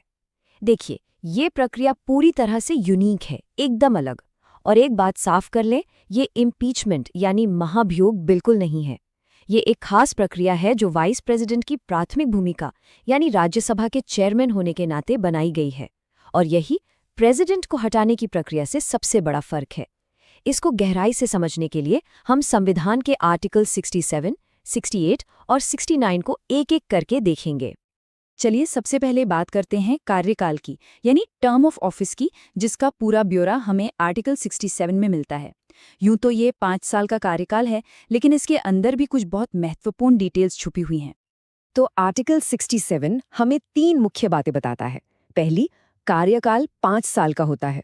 दूसरी, इसमें एक कंटिन्यूटी क्लॉज है, मतलब एक ऐसा प्रावधान जो ये पक्का करता है कि ये पद एक दिन के लिए भी खाली न रहे। मौजूदा वाइस प्रेसिडेंट तब तक पद पर बने रहते हैं जब तक कि उनके बाद आने वाले उत्तराधिकारी शपथ नहीं ले लेते। और तीसरी बात, अगर वो चाहें तो कभी भी इस्तीफा दे सकते हैं, और इसकी प्रक्रिया भी बहुत सीधी है, बस प्रेसिडेंट को एक इस्तीफा पत्र लिखकर देना होता है। और यहीं पर हम अपने संविधान के डिजाइन की एक बहुत ही खूबसूरत बात पर आते हैं। जरा इस सिमेट्री को देखिए, इस संतुलन को। प्रेसिडेंट अपना इस्तीफा वाइस प्रेसिडेंट को देते हैं और वाइस प्रेसिडेंट अपना इस्तीफा प्रेसिडेंट को। ये सिर्फ एक प्रक्रिया नहीं है, ये हमारे 2 सबसे ऊंचे पदों के बीच एक बराबरी का रिश्ता दिखाता है। इस मामले में कोई किसी से छोटा या बड़ा नहीं है। ये एक बहुत ही सोचा समझा संवैधानिक संतुलन है। अब आते हैं सबसे जटिल, सबसे पेचीदा पहलू पर, पद से हटाने की प्रक्रिया। जैसा कि मैंने पहले कहा, ये इम्पीचमेंट नहीं है, इसे कहते हैं रेजोल्यूशन। और इस पूरी प्रक्रिया को समझने की जो चाबी है, वो वाइस प्रेसिडेंट की राज्यसभा के पदेन सभापति यानी एक्स ऑफिशियो चेयरमैन के तौर पर उनकी भूमिका में छुपी है। हमारा संविधान यहाँ एक बहुत साफ लकीर खींचता है। प्रेसिडेंट के लिए इम्पीचमेंट यानी महाभियोग की एक बहुत गंभीर प्रक्रिया है, जिसे संसद के किसी भी सदन, लोकसभा या राज्यसभा में शुरू किया जा सकता है। लेकिन वाइस प्रेसिडेंट के लिए ये एक रेजोल्यूशन यानी एक प्रस्ताव है, और ये फर्क ही उनके अलग अलग संवैधानिक कामों को दिखाता है। इम्पीचमेंट से उलट वाइस प्रेसिडेंट को हटाने का रेजोल्यूशन सिर्फ और सिर्फ एक ही सदन में शुरू हो सकता है, और वो है राज्यसभा। तो फिर ये रेजोल्यूशन काम कैसे करता है? ये पूरी प्रक्रिया इन 3 साफ सुथरे स्टेप्स में होती है। पहला, इनिशिएशन यानी शुरुआत। दूसरा, राज्यसभा में वोटिंग। और आखिर में लोकसभा की सहमति। चलिए अब हर स्टेप को जरा बारीकी से समझते हैं। स्टेप 1, इनिशिएशन यानी शुरुआत। इसके पीछे का लॉजिक देखिए बहुत सीधा है। क्योंकि वाइस प्रेसिडेंट राज्यसभा के सभापति होते हैं, तो ये अधिकार भी उसी सदन को है कि वो उन्हें हटाने की पहल करे। आखिरकार वो उनके मुखिया हैं, तो फैसला भी उन्हीं का होना चाहिए। और प्रक्रिया में निष्पक्षता बनी रहे, इसके लिए ये भी जरूरी है कि प्रस्ताव लाने से कम 14 दिन पहले एक एडवांस नोटिस दिया जाए। अब आता है सबसे जरूरी technical term, effective majority. Rajya Sabha में वोटिंग के लिए इसी की जरूरत पड़ती है। चलिए इसे तोड़कर समझते हैं। इफेक्टिव स्ट्रेंथ का मतलब होता है सदन की कुल संख्या में से उस वक्त की रिक्तियों यानी वेकेंसीज को घटा देना। मान लीजिए राज्यसभा की कुल स्ट्रेंथ 245 है, पर 5 सीटें खाली हैं, तो इफेक्टिव स्ट्रेंथ हुई 240। अब इफेक्टिव मेजॉरिटी होगी 240 के 50% से ज्यादा, यानी 121 वोट। ये सिंपल मेजॉरिटी या एब्सोल्यूट मेजॉरिटी से अलग होती है। एक बार जब ये प्रस्ताव राज्यसभा से इफेक्टिव मेजॉरिटी से पास हो जाता है, तब ये लोकसभा में जाता है। लेकिन यहाँ लोकसभा की भूमिका काफी अलग है। वो इस मामले पर फिर से पूरी बहस नहीं करते। उन्हें बस एक सिंपल मेजॉरिटी यानी उस दिन मौजूद और वोट करने वाले सदस्यों के बहुमत से इस प्रस्ताव पर अपनी सहमति देनी होती है। उनका वोट एक तरह से बस एक पुष्टि होती है कि हाँ, दूसरा सदन जो फैसला ले चुका है, हम उससे सहमत हैं। अच्छा, तो अब मान लीजिए कि वाइस प्रेसिडेंट का पद खाली हो गया, चाहे उन्हें हटा दिया गया हो, उन्होंने इस्तीफा दे दिया हो, या कार्यकाल के दौरान उनकी मृत्यु हो गई हो। तब क्या होता है? इन सब स्थितियों के लिए नियम आर्टिकल 68 में दिए गए हैं। यहाँ भी प्रेसिडेंट के पद से एक बहुत बड़ा फर्क देखने को मिलता है। जरा भाषा पर ध्यान दीजिए। अगर प्रेसिडेंट का पद खाली होता है, तो संविधान कहता है कि चुनाव 6 महीने के अंदर हो ही जाना चाहिए। एक सख्त डेडलाइन है। लेकिन वाइस प्रेसिडेंट के लिए शब्द इस्तेमाल हुए हैं एज सून एज पॉसिबल, यानी यथाशीघ्र। कोई तय समय सीमा नहीं है। ये फर्क दोनों पदों की अलग अलग प्रकृति और जिम्मेदारियों को दिखाता है। और आर्टिकल 68 एक और बहुत जरूरी बात साफ करता है। अगर कार्यकाल सामान्य रूप से खत्म हो रहा है, तो नया चुनाव पुराने कार्यकाल के खत्म होने से पहले ही पूरा हो जाना चाहिए, ताकि कोई गैप ना आए। लेकिन अगर कार्यकाल के बीच में अचानक पद खाली हो जाए, तो जो नए वाइस प्रेसिडेंट चुने जाते हैं, वो सिर्फ बचा हुआ कार्यकाल पूरा नहीं करते, वो पद संभालने के दिन से अपना एक नया पूरा 5 साल का कार्यकाल शुरू करते हैं। चलिए, अब सब कुछ समेटने से पहले एक आखिरी लेकिन बहुत महत्वपूर्ण फर्क देख लेते हैं। ये एक औपचारिक प्रक्रिया है जिसका जिक्र आर्टिकल 69 में है, पद की शपथ। ये एक और छोटा पर बहुत जरूरी अंतर है जो दोनों पदों की अलग अलग हैसियत को दिखाता है। प्रेसिडेंट को शपथ दिलाते हैं चीफ जस्टिस ऑफ इंडिया, जो इस बात का प्रतीक है कि देश के मुखिया संविधान के प्रति वफादार हैं, जिसकी व्याख्या न्यायपालिका करती है। वहीं दूसरी ओर वाइस प्रेसिडेंट को शपथ प्रेसिडेंट दिलाते हैं, जो एग्जीक्यूटिव हायरार्की यानी कार्यकारी पदानुक्रम को दिखाता है। तो अब तक हमने जो भी चर्चा की उसे एक नज़र में देख लेते हैं।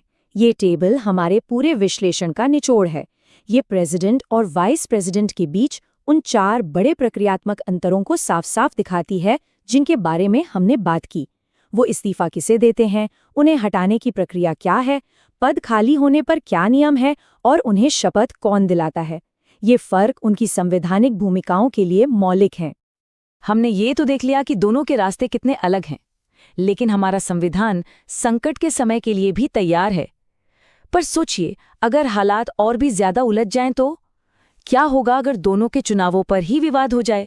और जब प्रेसिडेंट बीमार हों तो क्या वाइस प्रेसिडेंट प्रेसिडेंट बन जाते हैं या सिर्फ उनकी जगह काम करते हैं? ये सवाल हमें सीधे हमारे अगले विश्लेषण की ओर ले जाते हैं, जहां हम ये समझेंगे कि ऐसे में सुप्रीम कोर्ट की क्या भूमिका होती है और वाइस प्रेसिडेंट के लिए प्रेसिडेंट के तौर पर काम करने का असल में मतलब क्या होता है। नमस्कार। पिछले एक्सप्लेनर में हमने प्रेसिडेंट और वाइस प्रेसिडेंट की भूमिकाओं को समझा था। आज हम उन संवैधानिक सुरक्षा उपायों यानी कॉन्स्टिट्यूशनल फेल सेफ्स की गहराई में उतरेंगे, जो इन सर्वोच्च पदों की रक्षा करते हैं। याद है, हमने बात की थी कि प्रेसिडेंट और वाइस प्रेसिडेंट ये 2 बिल्कुल अलग अलग सेपरेट ऑफिसेज हैं। दोनों की अपनी अपनी जिम्मेदारियां हैं, अपना अपना काम है। हाँ, ये तो सब ठीक है, लेकिन सोचिए अगर कुछ गड़बड़ हो जाए तो, मतलब जब चीजें प्लान के हिसाब से ना चलें। बस यहीं पर हमारा संविधान सामने आता है, एक पुल की तरह, एक कॉन्स्टिट्यूशनल ब्रिज जो इन दोनों अहम पदों को किसी भी क्राइसिस के समय में जोड़ता है। चलिए देखते हैं ये पुल आखिर है क्या। तो द कॉन्स्टिट्यूशनल ब्रिज आखिर ये है क्या? असल में ये कुछ आर्टिकल्स का एक सेट है जो ये पक्का करते हैं कि देश में लीडरशिप का कोई वैक्यूम, कोई खालीपन कभी ना आए। तो देखिए, जब प्रेसिडेंट का पद खाली हो जाता है ना, तो वाइस प्रेसिडेंट इसी पुल को पार करके दायित्व संभालते हैं। और जैसा मैंने कहा, ये कोई मामूली पुल नहीं है। ये आर्टिकल 65, 70 और 71 से मिलकर बना है, जो ये गारंटी करता है कि पावर का ट्रांसफर एकदम स्मूथ और ऑर्डरली तरीके से हो। चलिए अब बात करते हैं पहले फेल सेफ की, द सब्स्टिट्यूट कैप्टन। ये हमें मिलता है आर्टिकल 65 में, और ये हमें बताता है कि जब प्रेसिडेंट की कुर्सी अचानक खाली हो जाए तो असल में होता क्या है। अब देखिए, आर्टिकल 65 2 बिल्कुल अलग अलग सिचुएशंस की बात करता है। सिनेरियो ए है परमानेंट लॉस या कैजुअल वेकेंसी, मतलब जब पद स्थायी रूप से खाली हो जाए, जैसे प्रेसिडेंट की मृत्यु हो जाए, वो इस्तीफा दे दें या उन्हें पद से हटा दिया जाए। ऐसे में वाइस प्रेसिडेंट प्रेसिडेंट के तौर पे काम करेंगे तब तक जब तक नए प्रेसिडेंट का चुनाव न हो जाए। और सिनेरियो बी है टेम्परेरी लॉस या एब्सेंस। मान लीजिए प्रेसिडेंट बीमार हैं या किसी विदेश यात्रा पर हैं। इस केस में वाइस प्रेसिडेंट सिर्फ उनके काम को संभालेंगे, उनके ड्यूटीज को डिस्चार्ज करेंगे जब तक कि प्रेसिडेंट वापस नहीं आ जाते। तो एक में वो एक्टिंग प्रेसिडेंट है, दूसरे में सिर्फ डिस्चार्जिंग फंक्शंस। ये एक बहुत ही इंपॉर्टेंट डिस्टिंक्शन है। और यहाँ एक और बहुत जरूरी बात है, द पेचेक स्विच। देखिए, जब वाइस प्रेसिडेंट प्रेसिडेंट का पद संभालते हैं तो ये सिर्फ नाम का बदलाव नहीं होता, उनकी पूरी भूमिका, उनका रोल और उनकी सैलरी सब कुछ बदल जाता है। उन्हें प्रेसिडेंट वाला वेतन और सारे भत्ते मिलते हैं, और उस दौरान वो राज्यसभा के चेयरमैन का काम बिल्कुल नहीं करते। मतलब ये एक कंप्लीट रोल स्विच है जो इस पद की सीरियसनेस को दिखाता है। चलिए अब बढ़ते हैं अपने दूसरे फेल सेफ की तरफ, द अनफोर्सीन क्राइसिस। देखते हैं कि हमारा संविधान उन सिचुएशंस को कैसे हैंडल करता है जिनके बारे में किसी ने सोचा भी नहीं था। हमारे संविधान बनाने वाले कितने दूरदर्शी थे। वो जानते थे कि वो हर सिचुएशन का अंदाजा नहीं लगा सकते, और यही सोच आर्टिकल 70 के पीछे है, जो एक तरह का सेफ्टी नेट है अनएक्सपेक्टेड क्राइसिस के लिए। तो आर्टिकल 70 क्या करता है? ये पार्लियामेंट को पावर देता है कि वो किसी भी ऐसी अनएक्सपेक्टेड सिचुएशन के लिए कानून बना सके जहां प्रेसिडेंट के काम को संभालने की जरूरत पड़े और जिसके बारे में संविधान में पहले से कुछ नहीं लिखा है। ये एक तरह का कॉन्स्टिट्यूशनल सेफ्टी नेट है। और इसका सबसे बड़ा उदाहरण हमें 1969 में देखने को मिला। हुआ ये कि तब के प्रेसिडेंट जाकिर हुसैन, उनका निधन हो गया, तो वाइस प्रेसिडेंट वीवी गिरी ने एक्टिंग प्रेसिडेंट का पद संभाला। लेकिन फिर वीवी गिरी ने प्रेसिडेंट का चुनाव लड़ने के लिए इस्तीफा दे दिया। अब सोचिए, प्रेसिडेंट और वाइस प्रेसिडेंट दोनों पद एक साथ खाली हो गए। ऐसी स्थिति के लिए पार्लियामेंट ने आर्टिकल 70 का इस्तेमाल करके president discharge of functions act 1969 पास किया और इसने एक क्लियर चेन ऑफ कमांड बना दी कि अगर प्रेसिडेंट और वाइस प्रेसिडेंट दोनों नहीं है तो चीफ जस्टिस ऑफ इंडिया पद संभालेंगे। ठीक है, ये तो हुई पद खाली होने की बात। पर क्या हो अगर संकट चुनाव के दौरान ही आ जाए? और ये हमें ले आता है हमारे तीसरे फेलसेफ पर, द सुप्रीम रेफरी। जरा सोचिए, क्या होगा अगर प्रेसिडेंट के चुनाव के नतीजों पर ही कोई विवाद खड़ा हो जाए? ये एक बहुत ही सीरियस सवाल है और इसका जवाब हमें मिलता है आर्टिकल 71 में। संविधान ने ऐसे किसी भी बड़े विवाद को सुलझाने के लिए सिर्फ एक अथॉरिटी तय की है, द सुप्रीम कोर्ट। प्रेसिडेंट या वाइस प्रेसिडेंट के चुनाव से जुड़ा कोई भी डाउट हो, कोई भी डिस्प्यूट हो, उसकी सुनवाई और फैसला सिर्फ और सिर्फ सुप्रीम कोर्ट ही करेगा और उसका फैसला फाइनल होगा। उसे कहीं और चैलेंज नहीं किया जा सकता। अब ये स्लाइड एक बहुत ही प्रैक्टिकल रूल को समझाती है जिसे हम इनकम्प्लीट कॉलेज शील्ड कह सकते हैं। आर्टिकल 71 ये भी साफ करता है कि प्रेसिडेंट के चुनाव को सिर्फ इस बात पर चैलेंज नहीं किया जा सकता कि इलेक्टोरल कॉलेज अधूरा था। मतलब मान लीजिए किसी राज्य की विधानसभा भंग हो गई थी, तो इस वजह से चुनाव नहीं रुकेगा, न ही उसे बाद में अवैध ठहराया जा सकता है। और इसके पीछे की सोच बहुत गहरी है। ये किसी भी एक राज्य को अपनी विधानसभा भंग करके पूरे देश के राष्ट्रपति चुनाव को हॉस्टेज बनाने से रोकता है। और अब एक आखिरी लेकिन शायद सबसे जरूरी फेलसेफ, जो किसी विवाद के बाद भी देश की स्टेबिलिटी को बचाता है। एक बहुत बड़ा सवाल, अगर सुप्रीम कोर्ट किसी प्रेसिडेंट के चुनाव को वॉइड कर दे, मतलब अमान्य घोषित कर दे, तो क्या उस प्रेसिडेंट ने अपने कार्यकाल में जो भी काम किए थे वो सब इलीगल हो जाएंगे? इसका जवाब है बिल्कुल नहीं। और ये प्रोविजन दिखाता है कि हमारा संविधान नेशनल स्टेबिलिटी को, देश की स्थिरता को सबसे ऊपर रखता है। सुप्रीम कोर्ट के फैसले से पहले उस प्रेसिडेंट द्वारा किए गए सभी काम और लिए गए सभी फैसले वैलिड रहेंगे। ये रूल देश में किसी भी तरह के एडमिनिस्ट्रेटिव वैक्यूम या केओस को पैदा होने से रोकता है।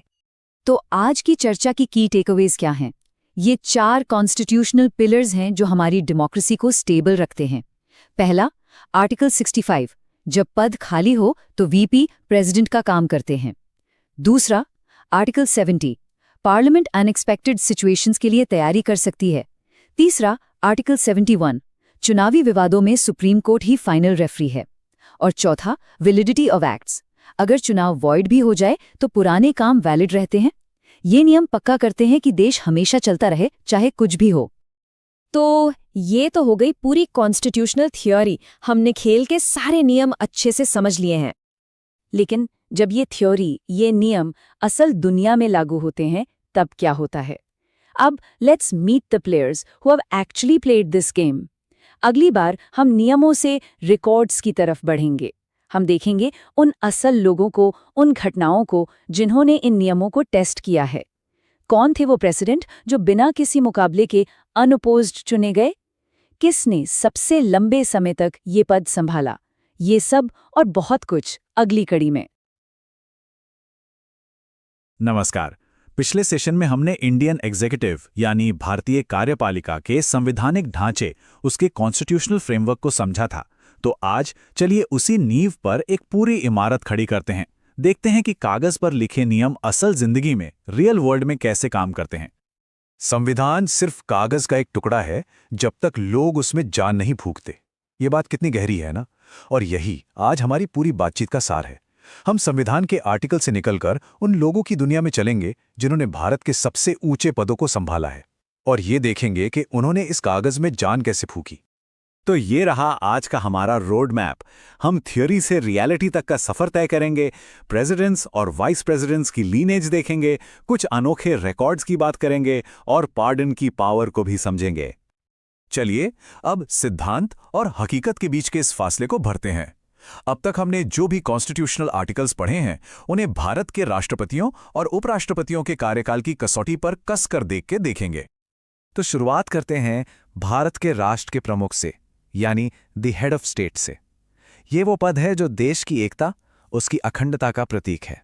तो चलिए 1950 से लेकर आज तक राष्ट्रपति भवन के इस ऐतिहासिक सफर पर निकलते हैं।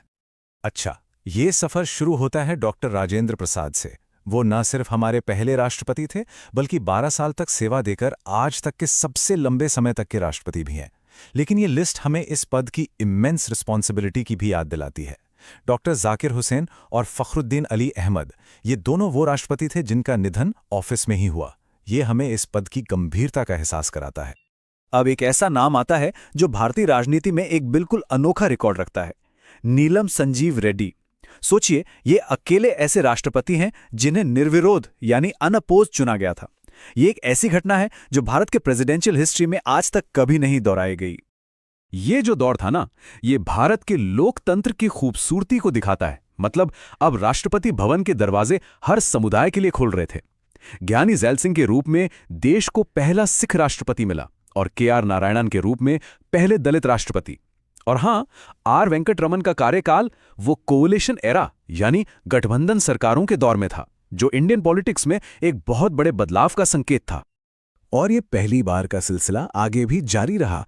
प्रतिभा पाटिल के रूप में देश को पहली महिला राष्ट्रपति मिली और द्रौपदी मुर्मू के रूप में पहली आदिवासी और दूसरी महिला राष्ट्रपति। और इस बीच एक ऐसे राष्ट्रपति भी आए जिन्हें आज भी हम जनता का राष्ट्रपति या पीपल्स प्रेसिडेंट कहते हैं, डॉक्टर एपीजे अब्दुल कलाम।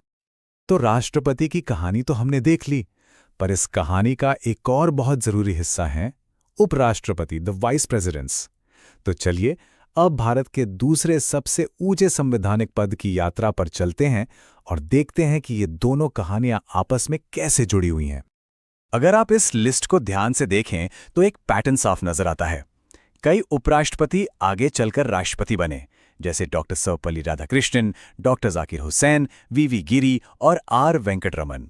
इससे ये पता चलता है कि उपराष्ट्रपति का पद अक्सर राष्ट्रपति पद के लिए एक तरह की सीढ़ी का काम करता है। और इस लिस्ट में एक और लंबा कार्यकाल है जो ध्यान खींचता है, वो है एम हामिद अंसारी का। उन्होंने डॉक्टर राधाकृष्णन के 10 साल के रिकॉर्ड की बराबरी की।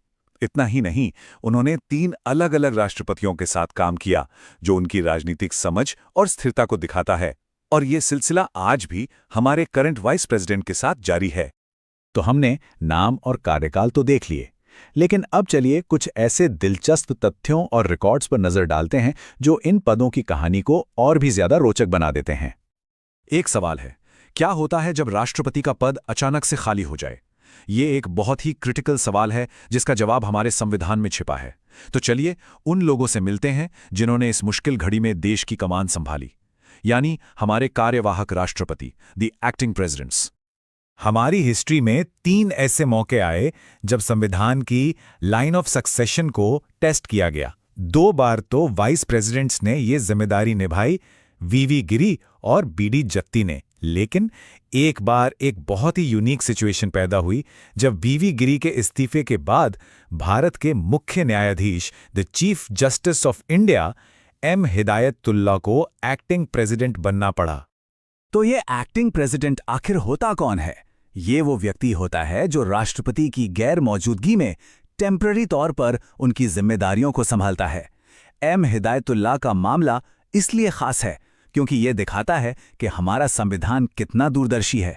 ये इंश्योर करता है कि देश का सर्वोच्च पद एक पल के लिए भी खाली न रहे।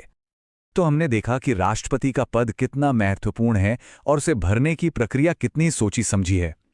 अब बात करते हैं राष्ट्रपति की एक और बहुत बड़ी शक्ति की, क्षमादान की शक्ति, यानी द पावर ऑफ पार्डन। ये एक ऐसी शक्ति है जो न्याय और दया के बीच एक संतुलन बनाती है।